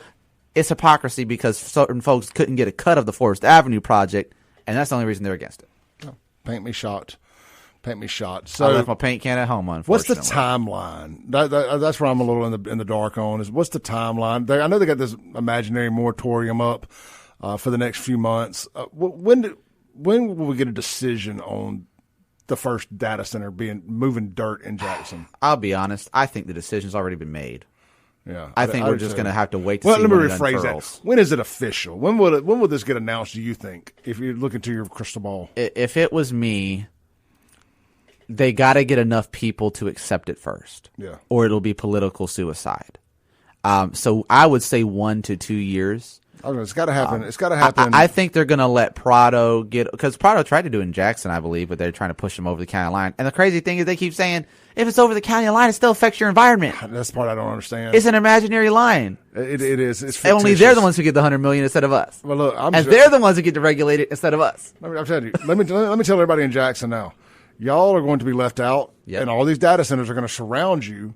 It's going to do. And we'll have no say in it. You'll have no say in it. You won't get no money from it. Yep. And the communities around you will continue to grow, and people And we will continue to say, they'll never invest in Jackson. and people from Jackson who can afford to will continue to leave it to go into the communities that offer a higher quality of life, sidewalks, safe gas stations, shopping, restaurants, better schools, so on and so forth, because y'all are being lied to by people. You're having your emotions played with by people who are only in it for themselves. I'm telling you, as Clay Edwards, the certified grade A, alleged #1 hater of Jackson, y'all are fools if you do not start getting in on this data center game in some way, form, or fashion, because these things are a flash in the pan. This not going to be in 10 years. These ain't going to be available to be built anywhere. You know what I mean? They're going to be regulation, and they're not going to do, and they're going to have about all the ones they need for the most part if they do this right. Because Elon's going to start putting them in space, and they're not even going to be down here on Earth. They're going to be floating around like a big satellite, crazy to me. On the moon, all these other places, and you're going to have missed the opportunity of the biggest construction boom in our lifetimes since World War II. Yep. If you miss out on these data centers now. I said it's like this is the new industrial revolution. It is. We'll be right back on the Clay Edwards Show, 103.9 WYAB. Back in as we land the plane for hour 2. Keep in mind, I'm going to be here for a whole nother hour. Andrew GASSER is going to come sit in with me for the first time in a minute and catch up on some things. But I want to say thank you to Creston Birch for sitting in today. Creston will be back in a few days. He's got some stuff he's got to do. And I want to thank our guest, Mr. Zach Service, for coming in and talking about his lawsuit, chopping it up about Jackson, chopping it up about these data centers. I learned more today than I just haven't been quite in the loop on the Jackson data center stuff, kind of a 30,000 foot view. I learned a lot about it today. Zach, thank you. 30 seconds, brother. How can they find you? When will you be back on the radio? All that good stuff. Yeah, so I'll be hosting the Kim Wade Show this Friday from 4 to 6 p.m. right here on WYAB. You can find me on all social media platforms, Zach Service, ZACHSERVIS. And you can find news articles about me with Clearing Ledger, Jackson Jambalaya, in this lawsuit. My goal is not to hurt the city of Jackson. My goal is to hold the government of Jackson accountable for violating our First Amendment rights. All right. I will be back here in 7 minutes for a whole nother hour. Thank you guys for coming in. Y'all don't go nowhere. We'll be right back. Hold on 1 second. Hey, if you're watching on X, I gotta close it and restart X. But other than that, we'll be right back. Like I said, I got to reboot X, or I can't use my clip. Yada yada yada. It's technical. It's on my end, not y'all's. But I got to reboot X. Other than that, if you're watching on YouTube, Rumble, or Twitch, stay tuned. We ain't going nowhere. We got a whole nother hour this morning. Again to hour 3 of the Clay Edwards experience today, but this is the Matt Bishop Show. We're filling in for Matt Bishop or Matthew Bishop, so technically welcome into the Matt Bishop or Matthew Bishop Show. As always, regardless of which show I'm on, I'm powered by those free testosterone screenings over at Live Better Men's Health and Wellness. You can text my name, CLAY, to 601-633-9337. 601-633-9337. Text Clay and you will get you a free testosterone screening from Live Better Men's Health and Wellness. Sitting here in the studio with me, We got my good friend, Mr. Andrew GASSER. No breaks for the first time in a minute. Andrew, good morning. Good morning. Good morning. How you doing, my brother? Good. I said for the first time in a minute. You were actually in here with me last week for a minute. Yep. Appreciate you jumping in. I know we normally do the second hour, but I had a couple guests. Third hour opened up. It just worked out. Amazing how it works out like that. It is funny how that works out. I pulled up Facebook to do something, and I forgot exactly what I was going to do. Oh, yeah, I was going to look at a sponsor or something. I wanted to see something, but anyway, I'll circle back to it. Hey, real quick, you're looking for somewhere to eat today. We've told you about McBee's. We've told you, if you're new here, McBee's has got the Rotel chicken spaghetti today at their in their Ridgeland location, right there on Lake Harbor Drive. It's the Rotel chicken spaghetti. If you're looking for Martin's, you're going to be at either Martin's location, Livingston or Jackson downtown. You've got the fried or grilled pork chop today, and you can't go wrong with either one of those. Also, well, that's really it on our restaurants there, isn't it? Well, we got Cypress Point. I'll tell you about them a little bit later. So I'll tell you what, let's just get the party started. How about that? Let's do it. Let's just get the party started. And we got another hour. We can talk all about our great sponsors throughout the hour. Andrew. Yes, sir. Were you listening to any of our data center talk? I wasn't. I was getting my show all set to go. But if you give me a quick recap, I have been following the data center issue. All right, data centers in Jackson. We're talking about Lake Hyco, the 16th section land where it was a commercial residential recreational lake for years until desegregation. The city leaders at the time said, if you desegregate, we're going to close all the pools and lakes and recreational stuff. And they did. To their credit, they promises made, promises kept. They did. Like the Jackson Yacht Club was out there. They had to move. So you had this beautiful multi-thousand acre lake. They got turned into an Entergy cooling station. Well, for MP&L at the time, Mississippi Power, eventually Entergy cooling station. And man, just this huge waste that could have been developed into a lakefront property in Jackson. Well, they finally closed the cooling station, dismantled it, and instead of the lake being repurposed for, recreational and development, residential development, commercial development, sat there empty, drained. And now they're talking about using it for a data center hub. And had you told me 5 years ago, I would have been like, oh, hell no, it needs to be repurposed for recreational and all the good things that can come from a large body of water in the middle of a city. Yep. But now I see that it was probably most likely done with the data centers in mind. Playing it forward a little bit, and it's going to be not just a data center hub because of the water supply and everything that's right there. Yep. It's industrial. It's right by the interstate. There's fiber. It's a ready-made setup. They're not going to have to do a large majority of the infrastructure type work to get up and running. I think they can have this thing going a little bit quicker than most. I know still got a lot of dirt to move, don't get me wrong, but I think they can have them up and running pretty quick. And I'll be honest, I'm not just this put a data center everywhere guy, but I do think this is an opportunity because if Jackson don't do it, they're going to bring it right over into the counties and do it. Yep. Madison and this is right there on the county line, by the way. Yeah. So where they're right close to the mega centers they're building along the parkway there. I think it would be foolish of Jackson to suffer all the negatives that data centers allegedly bring and reap none of the benefits. Because if they just move it right across the street, if there's any environmental concerns, whether it be sound, water, any of that, you're going to suffer all of those. But but financially, your city, your home, is going to get zero in tax benefit from it.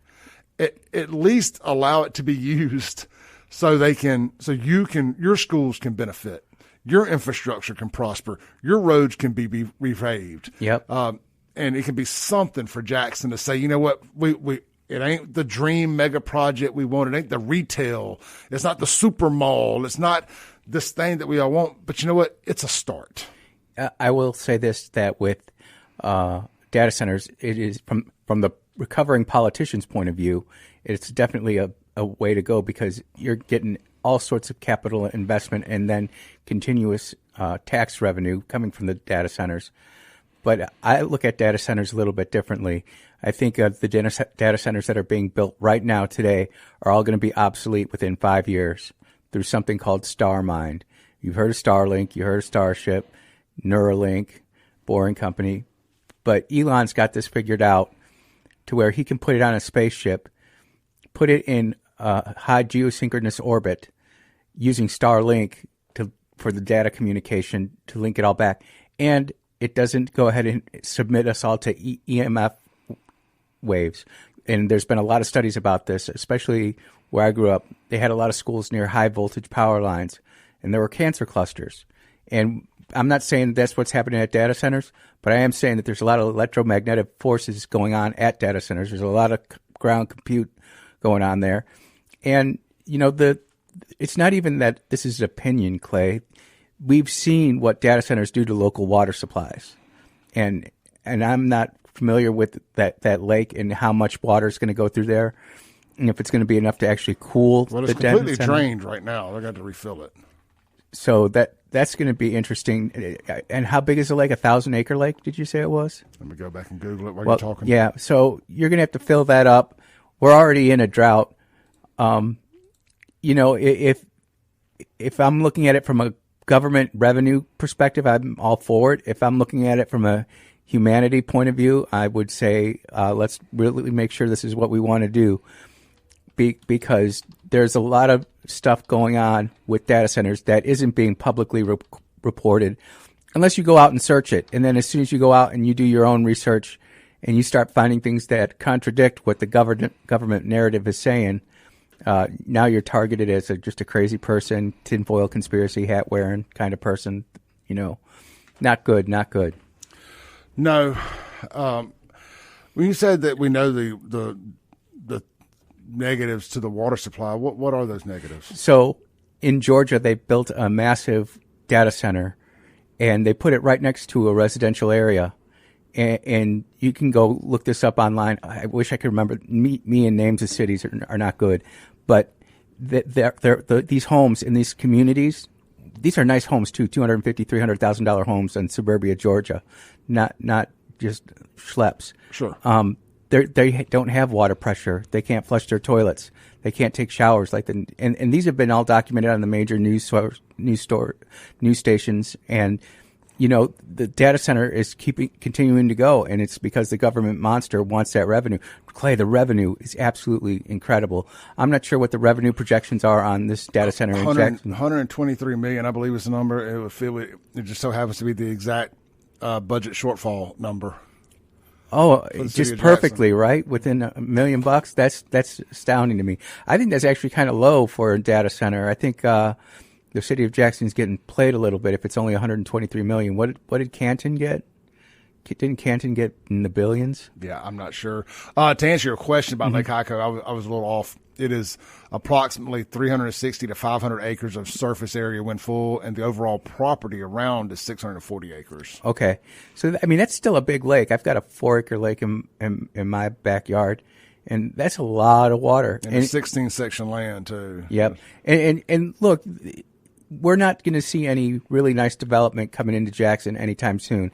I could see industry and commercial, but residential and retail, that's gone way of the dodo bird. I don't ever think we'll ever see that again. I don't either. That's what I was talking with Zach and Creston about in the last couple hours was I think Jackson has to decide, are you in on the industrial bandwagon getting this kind of stuff, or are you in on the nothing bandwagon? Because the major entertainment destination hub, retail hub, it's not coming. Mm-mm. It's not, Jackson needs to be a job hub.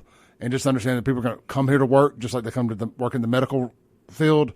People are going to come to Jackson to work, and they're probably going to leave and go back home to their bedroom community, and that's fine. But you may have a chance of keeping them here, because here's the deal. If these data centers blow up out there, because it's going to be a data center hub, not just a data center. It's going to be the hub for it. So they can build them all around and use that water and stuff and that fiber that's piped in there, because you got this whole 220 corridor here. Yep. And that's where it will be effective, is this 220 corridor through Jackson, which is basically wasteland in the big picture. If you could turn that into data centers, a big data center hub through there, then it makes that property through there worth a lot of money. And a lot of these little properties are owned by little small mom and pop and small people, and a lot of people could, acquire some generational wealth selling their property to these data center people, more than they would ever get otherwise. Absolutely. Let's just say that. Maybe not millions and millions for every lot, but they will get a lot more money than the $50,000 the little shotgun shack might be worth. Yeah. Now, let's take a call here real quick. Hey, thanks for staying on hold. You're on there. Man, just listening to y'all the last 5 minutes has completely changed the reason I called in. I called in to say, let's stop giving these data centers tax breaks. But the more I listened, I'm like, I wonder if this was a whole plan, like maybe a 10-year plan to make Jackson as run down as they possibly could, to make this land as cheap as it possibly could be. Would not surprise so me a these bit. data centers can come in here and get for pennies on a dollar. I said it for years, brother. I said, there's got to be a reason why they're running Jackson down, what Lumumba did for years. There's got to be a bigger reason, and maybe I'm giving them too much credit. Maybe they're just idiots and they were just short-sighted and stealing every little penny they could along the way.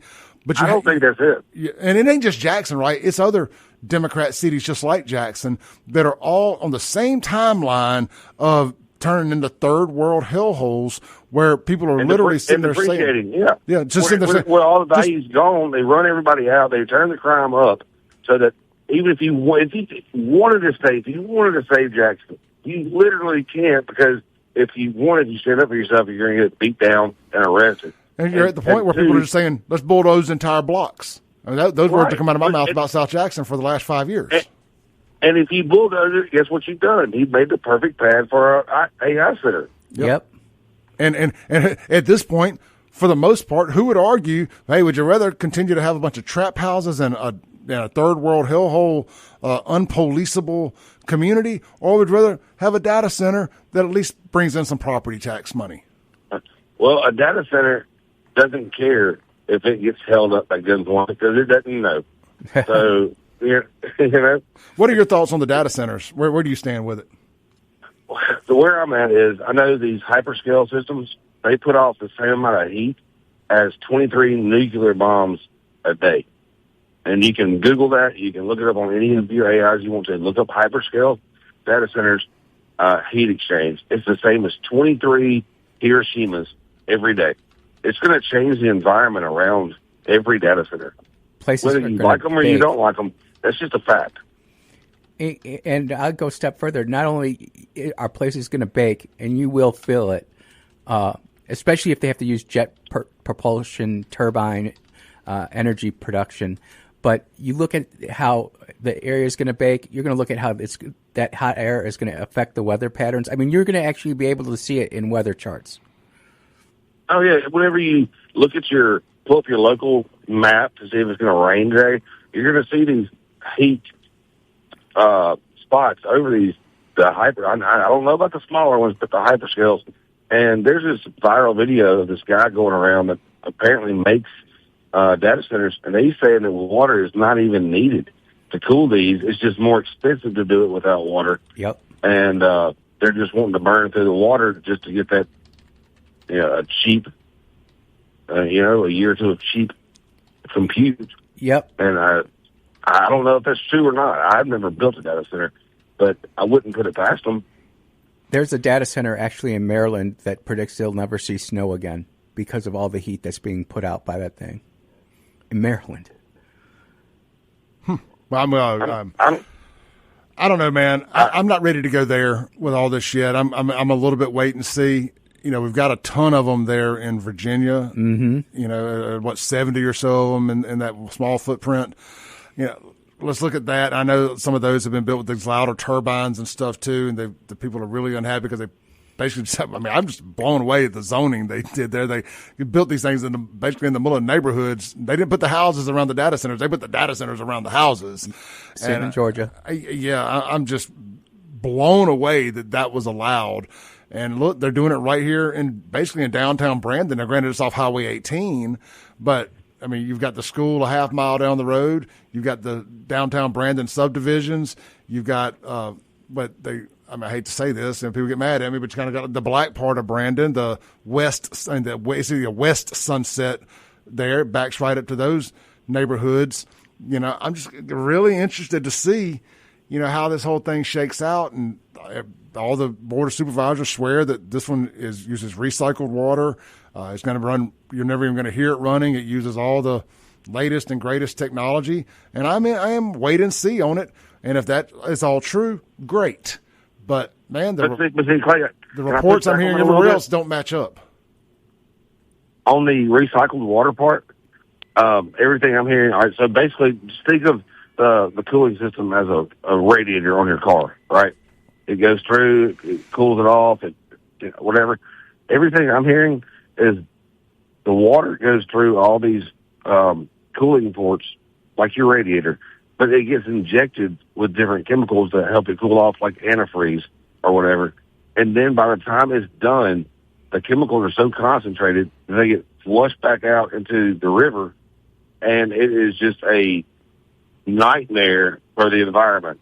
I don't know that to be true. I just know that who people I listen to, that's what they're saying. Well, there's this pond, this cooling reservoir they're building around this one doesn't dump back to any reservoir or doesn't dump back to any river. I mean, it's 100% closed loop. Closed loop. So we'll have to see. Hey, look, we got to take a break, brother. I appreciate you, man. Have a good one. Let's take a break. We'll be right back. We'll keep the phone lines open, 601-879-0002. Got Andrew Gasser. Got Clay Edwards filling in for Matthew Bishop. We'll be right back. 103.9 WYAB.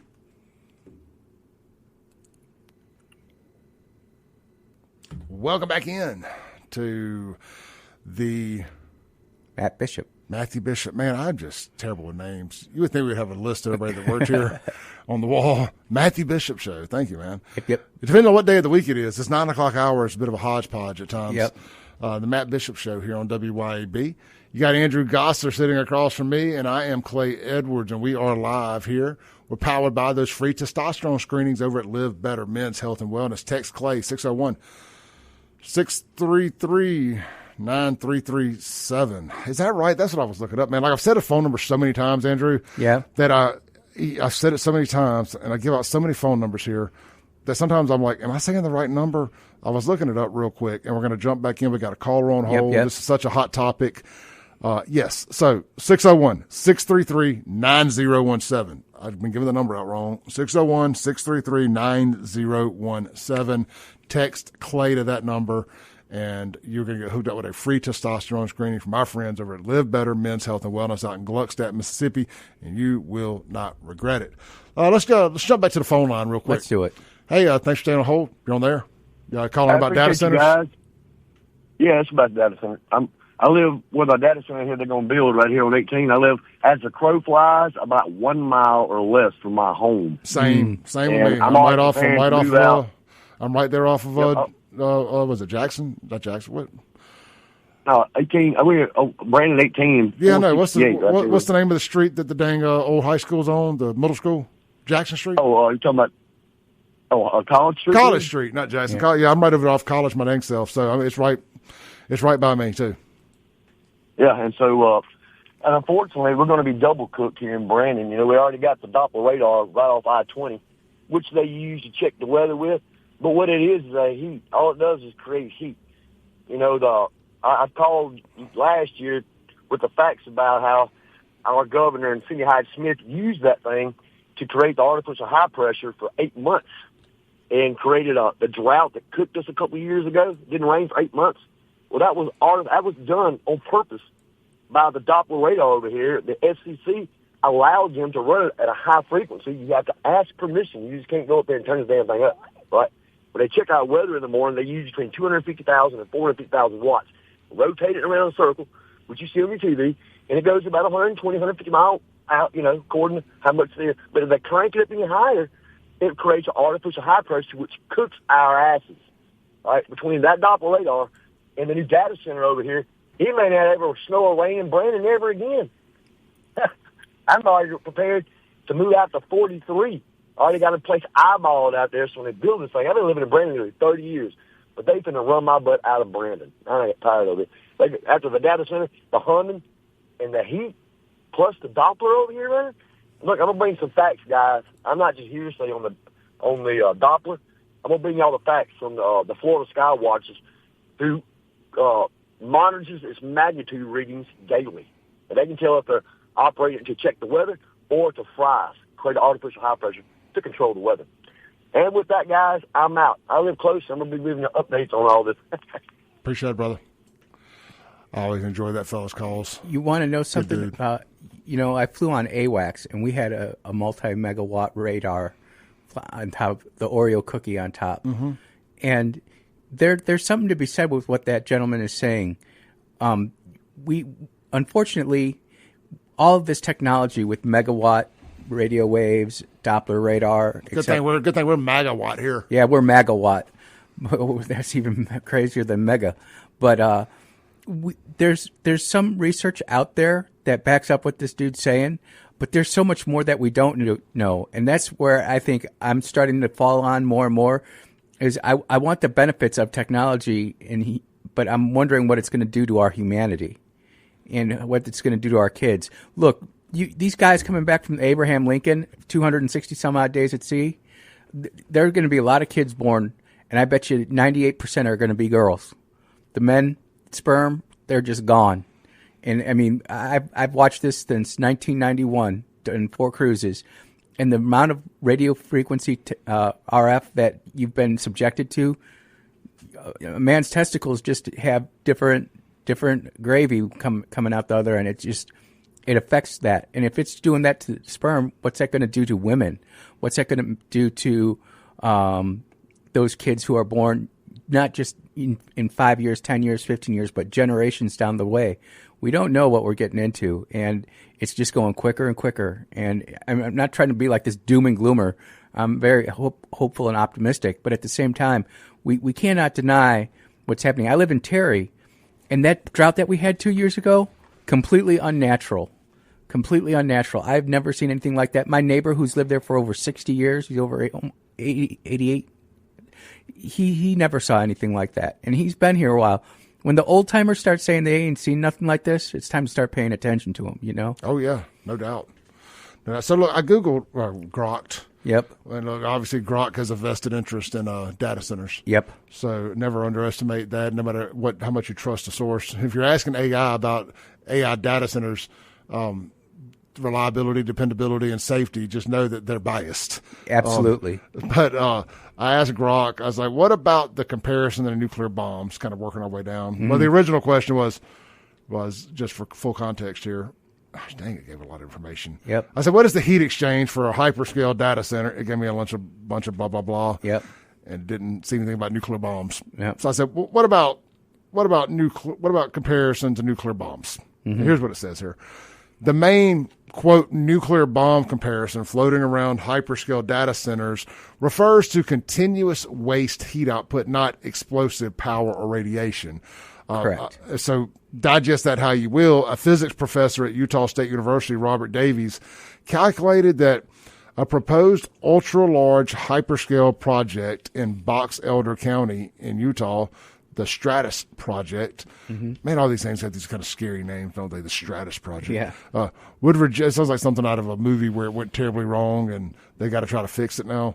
It says the Stratus Project would reject heat equivalent to roughly 23 atomic bombs worth of energy every single day into the local environment. How that number is derived. The project was described as potentially drawing up to -9 gigawatts of electrical power. Nearly all of that electricity ultimately becomes heat, accounting for the associated generation and the total thermal load estimated at around 16 gigawatts. I assume that's what GW is. Mm-hmm. In some analysis, the continuous heat rejection into a confined desert valley was framed as energetically comparable to detonating about 23 Hiroshima-scale bombs daily.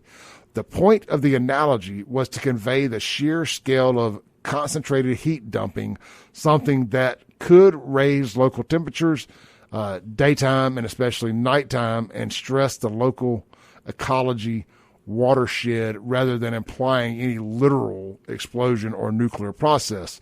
Similar energy scale comparisons appear for other massive AI data center campuses when people try to when people try to make the continuous gigawatt scale heat loads more intuitive. These are order of magnitude illustrations, not precise physics equivalences of blast effects. Yep. And it says other related nuclear analogies you'll see is the power consumption, says large AI infrastructure builds are routinely compared to the output of multiple nuclear reactors, 10 typical large reactors, and go so on and so forth. It's saying these are analogies about just the amount of heat they put off, not necessarily that they'll negatively affect anything one way or another, or that you'll get cooked if you stand beside one. What'll be really interesting to see is the weather in that valley where that's at. Right. In all the heat rejection that has to happen. I mean, energy's got to go somewhere. It's like how when the space shuttle comes through the atmosphere and you've got that plasma buildup, it's bleeding off all that energy. And it's got to go somewhere. And which is why I think Uncle Elon is going to have it right when he puts 1 million data centers in the Earth orbit for 1/800th the cost of a data center here on Earth. Yep. It's just going to make sense. And, and Andrew, that's what I was trying to say in the last hour was Jackson better take advantage of this now, because in 5 years, 10 years at the max, it's gone. It's gone. The greatest infrastructure project movement in our country's history, definitely since World War II. Yep. With the interstate system, the greatest infrastructure projects in our country's history, if you want to call data centers infrastructure, which I think they are infrastructure, right, for data. Yep. So we live in an internet age, so it is infrastructure, regardless of how people want to look at that or not, right there with water, land, et cetera. Anyway, Jackson's going to miss the bus, miss the boom, and going to be sitting here in 5 years with nothing to show for it, and you're either going to have big empty data centers in the neighboring communities, or that they won't sit empty. They'll use them for something. But Jackson's going to miss out on a bunch of jobs and a bunch of short-term finances. I don't know. Make your decisions, people, but I think don't waste it. Think about this. You build all these data centers for the quick and now, but what happens when they become obsolete? Who's going to tear them down? Who's going to reclimate that? And what's going to be the cost to reclimate these data center sites? I mean, some of these data centers are taking up 60 square miles of space. There's one in Indiana that's over 60 square miles. I didn't believe it when I saw it. I'm not going to cuss, but I basically said, you're full of garbage. And showed it right to my face. So, I mean, these are going to be giant, enormous sites, the size of military bases that we're going to have to reclimate. And how much is that going to cost? Is that going to cost more than building the data center in the first place? I don't know, but we're having to make big boy and big girl decisions here really, really quick with the limited data that we got. I think they keep them online. I think once you've built it, surely it doesn't cost less to keep it active versus moving it to space. I think, yes, he may get some up in space, but it could be a little bit longer before those are running at maximum dependability, reliability, and speed. You're gonna. What I would say is you can bet against Elon's timeline when he says 5 years, but he has not yet not delivered on something. It might have taken him longer with Tesla. It might have taken longer with Boring Company or with SpaceX. And that's what I'm doing. Yeah. I'm betting against the timeline. I'm hedging my bet against the timeline. I think that if he says 5, I think 10 to 12. I'm not going to say 15, but I think 10 to 12. You get these things up online in 2 to 3. You get some time out of them, and I still think that people will find a way to continue to use them. I don't think they'll just start shutting them down and move all the operations to space. I also think that a lot of these companies aren't going to want to let Elon have it all. I agree with that, but when he's already got the FCC rights for the next 50 years, and he owns the rockets, he owns the satellite, he owns production, the gigafactories that he's building to build his own AI chips that he's now resourced through NVIDIA, which is the world's largest AI chip company already. I mean, you just look at it and line it up, and you're like, holy smokes! It's going in that digital age a lot faster than it is slower. All right. We'll be right back with Andrew Gasser here on the Matthew Bishop Show with Clay Edwards. Don't go nowhere. We'll be right back. 103.9 WYAB. Welcome back in to the Matthew Bishop Show here on 103.9 WYAB. I'm Clay Edwards filling in for Matthew Bishop with my cohort and daily host here of his own radio show, the Andrew GASSER Show from 10 to noon right here on these very airwaves. He'll be coming up next. Yep. As soon as we sign off, he'll sign on Limitless will work. Limitless, motionless. You won't even know. Seamless transition. Seamless is the word I was looking for. Thank you so much. I thought I got a good night's sleep tonight. It's my 49th birthday today. I'm officially old. I've forgotten words. I was about to wish you a happy birthday in the first segment of my show, but since I got you right here, Clay, happy birthday, 49 years. Thank you. Dude, Yes. That's awesome. Yep, we'll make it to the big 5-0, all Lord willing and the creek don't rise. That's right. I remember being young and surely knew I wasn't going to make it to 40. I was like, figured I would have ended my life one way or another. I was telling my wife when we now. first met that I was like, if I made it to 50, I'd write that check right away. And she took that seriously. So for my 50th birthday, we had a bash at the farm. It was a lot of fun. I like it, man. I like it. Yeah. No, man, look, I'm glad to be here. You know, as you get more years under your belt, you know, you become a little more, what's the word, disgusted with things. And my patience is less, and I'm less open to hearing the same version of the same old thing over and over. Like, man, look, y'all been telling me the same crap for a long time. You're wrong. I'm not saying I'm right, but you're wrong. Yeah. And I know what it's going to take to fix this. Y'all don't want to do it. You're not going to act right. Culture rot, yada, yada, yada. Happy birthday, me. The culture rot is real, and it's you know, it's going to be one of the things we talk about in my show today is the iPad babies. Yeah. And ladies and gentlemen, I watched about 17.4 seconds of one video. And I'm like, we're cooked. Yeah. We're cooked. Andrew, you know, if you had told me of all the things I've done to kind of agitate the black community, and to me, it's like I'm trying to motivate, not agitate. But I kind of motivate through agitation. Like, man, we'll prove this guy wrong. We'll shut him up. You know, we'll act right. We'll do, you know, yada yada yada. I would have never guessed that the phrase "culture rot" would be the one that really was the jab. You know, the shiv that really went in deep. Yeah, like all the FAFO awards. You know, all the all the vowels in the first names. You know, the single mom stuff, the fatherless homes, but all that's culture rot, right? And the crime and just all that stuff. But it's the phrase culture rot. I mean, that was the one that they took it personal because they think they own the word culture. Yeah. Like nobody else has. They tell us all the time, we don't have culture. We're culture vultures. We steal all their culture. We have what did we build? I don't know everything. You know? Cultural appropriation. Yeah.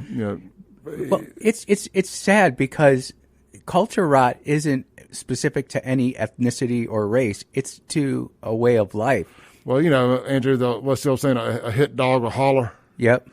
That's what it is. You know, I said culture rot and a hit dog hollered. Is that the phrase? I've heard something similar to that, but you know, a hurt dog will holler or whatever. Anyway, I don't do little stupid sayings like that to begin with, but I've heard them used about me, so I like to regurgitate them every now and then. You know, when you're above target, how about that? I know that one. When you're taking flack, you know you're above the target. Right. They knew who I was talking about when I said culture rot because they know. Well, the only things that make me mad, Andrew, are things that are just absurdly wrong, or things that have a basis of truth around them.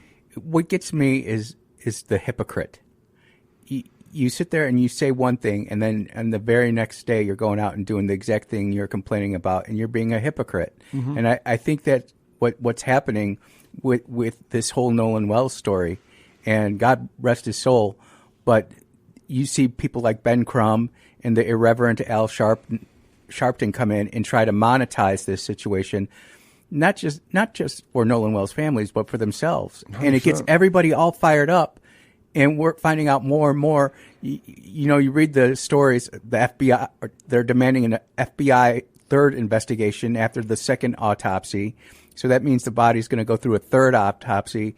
And, you know, when you talk to anybody who's gone through and observed an autopsy like that, it gets more degraded every time you do it. We have two breaking news stories concerning Nolan Wells this morning. Oh, what's that? The first one is NAACP joins legal team in death investigation of Nolan Wells.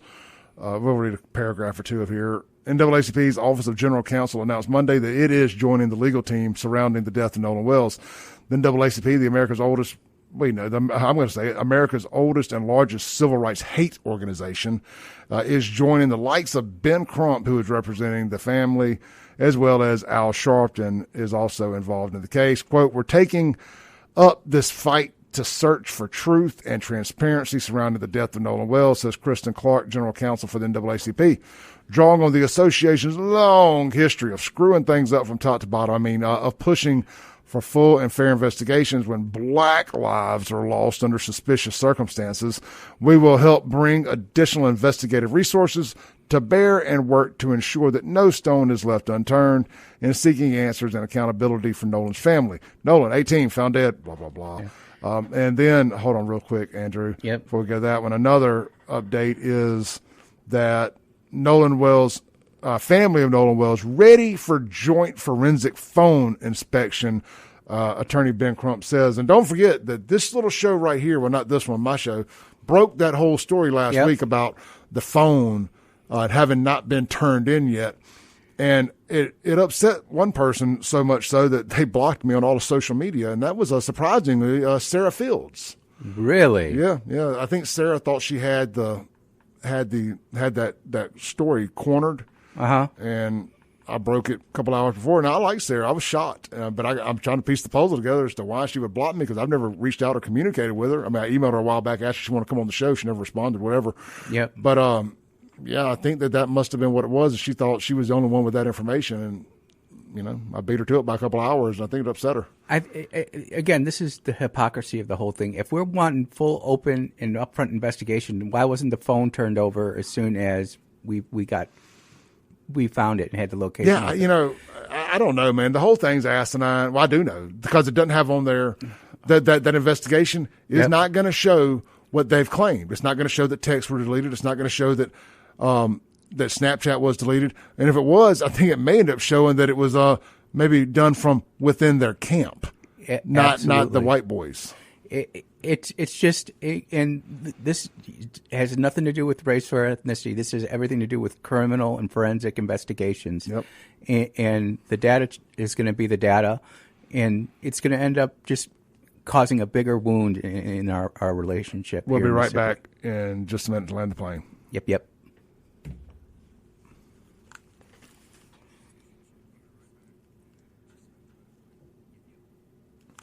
All right, guys, y'all stay tuned. Andrew Gasser will be coming up here at the top of the hour, 10:07 here on WYAB, or he'll be streaming on his platforms. You can find it, Andrew Gasser, Gasser.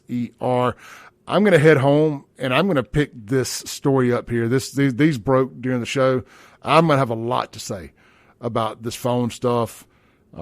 And I have some theories that I'm willing to float out there, not as fact, they're just theories. I'm not accusing. I'm just going to give theories and of what I think may have happened with that phone beyond them not wanting to turn it in. I think that they deleted some stuff, in my opinion. What we don't know. How did they get in it? Did they have Nolan's password? That would be weird too. I'll see y'all tomorrow, or I'll see you later today right here. Y'all go watch that video I made yesterday about Ellis Autoplex busting up that check ring. It's on my Facebook and YouTube, at Clay Edwards Show on Facebook and at SaveJXN on YouTube. Peace.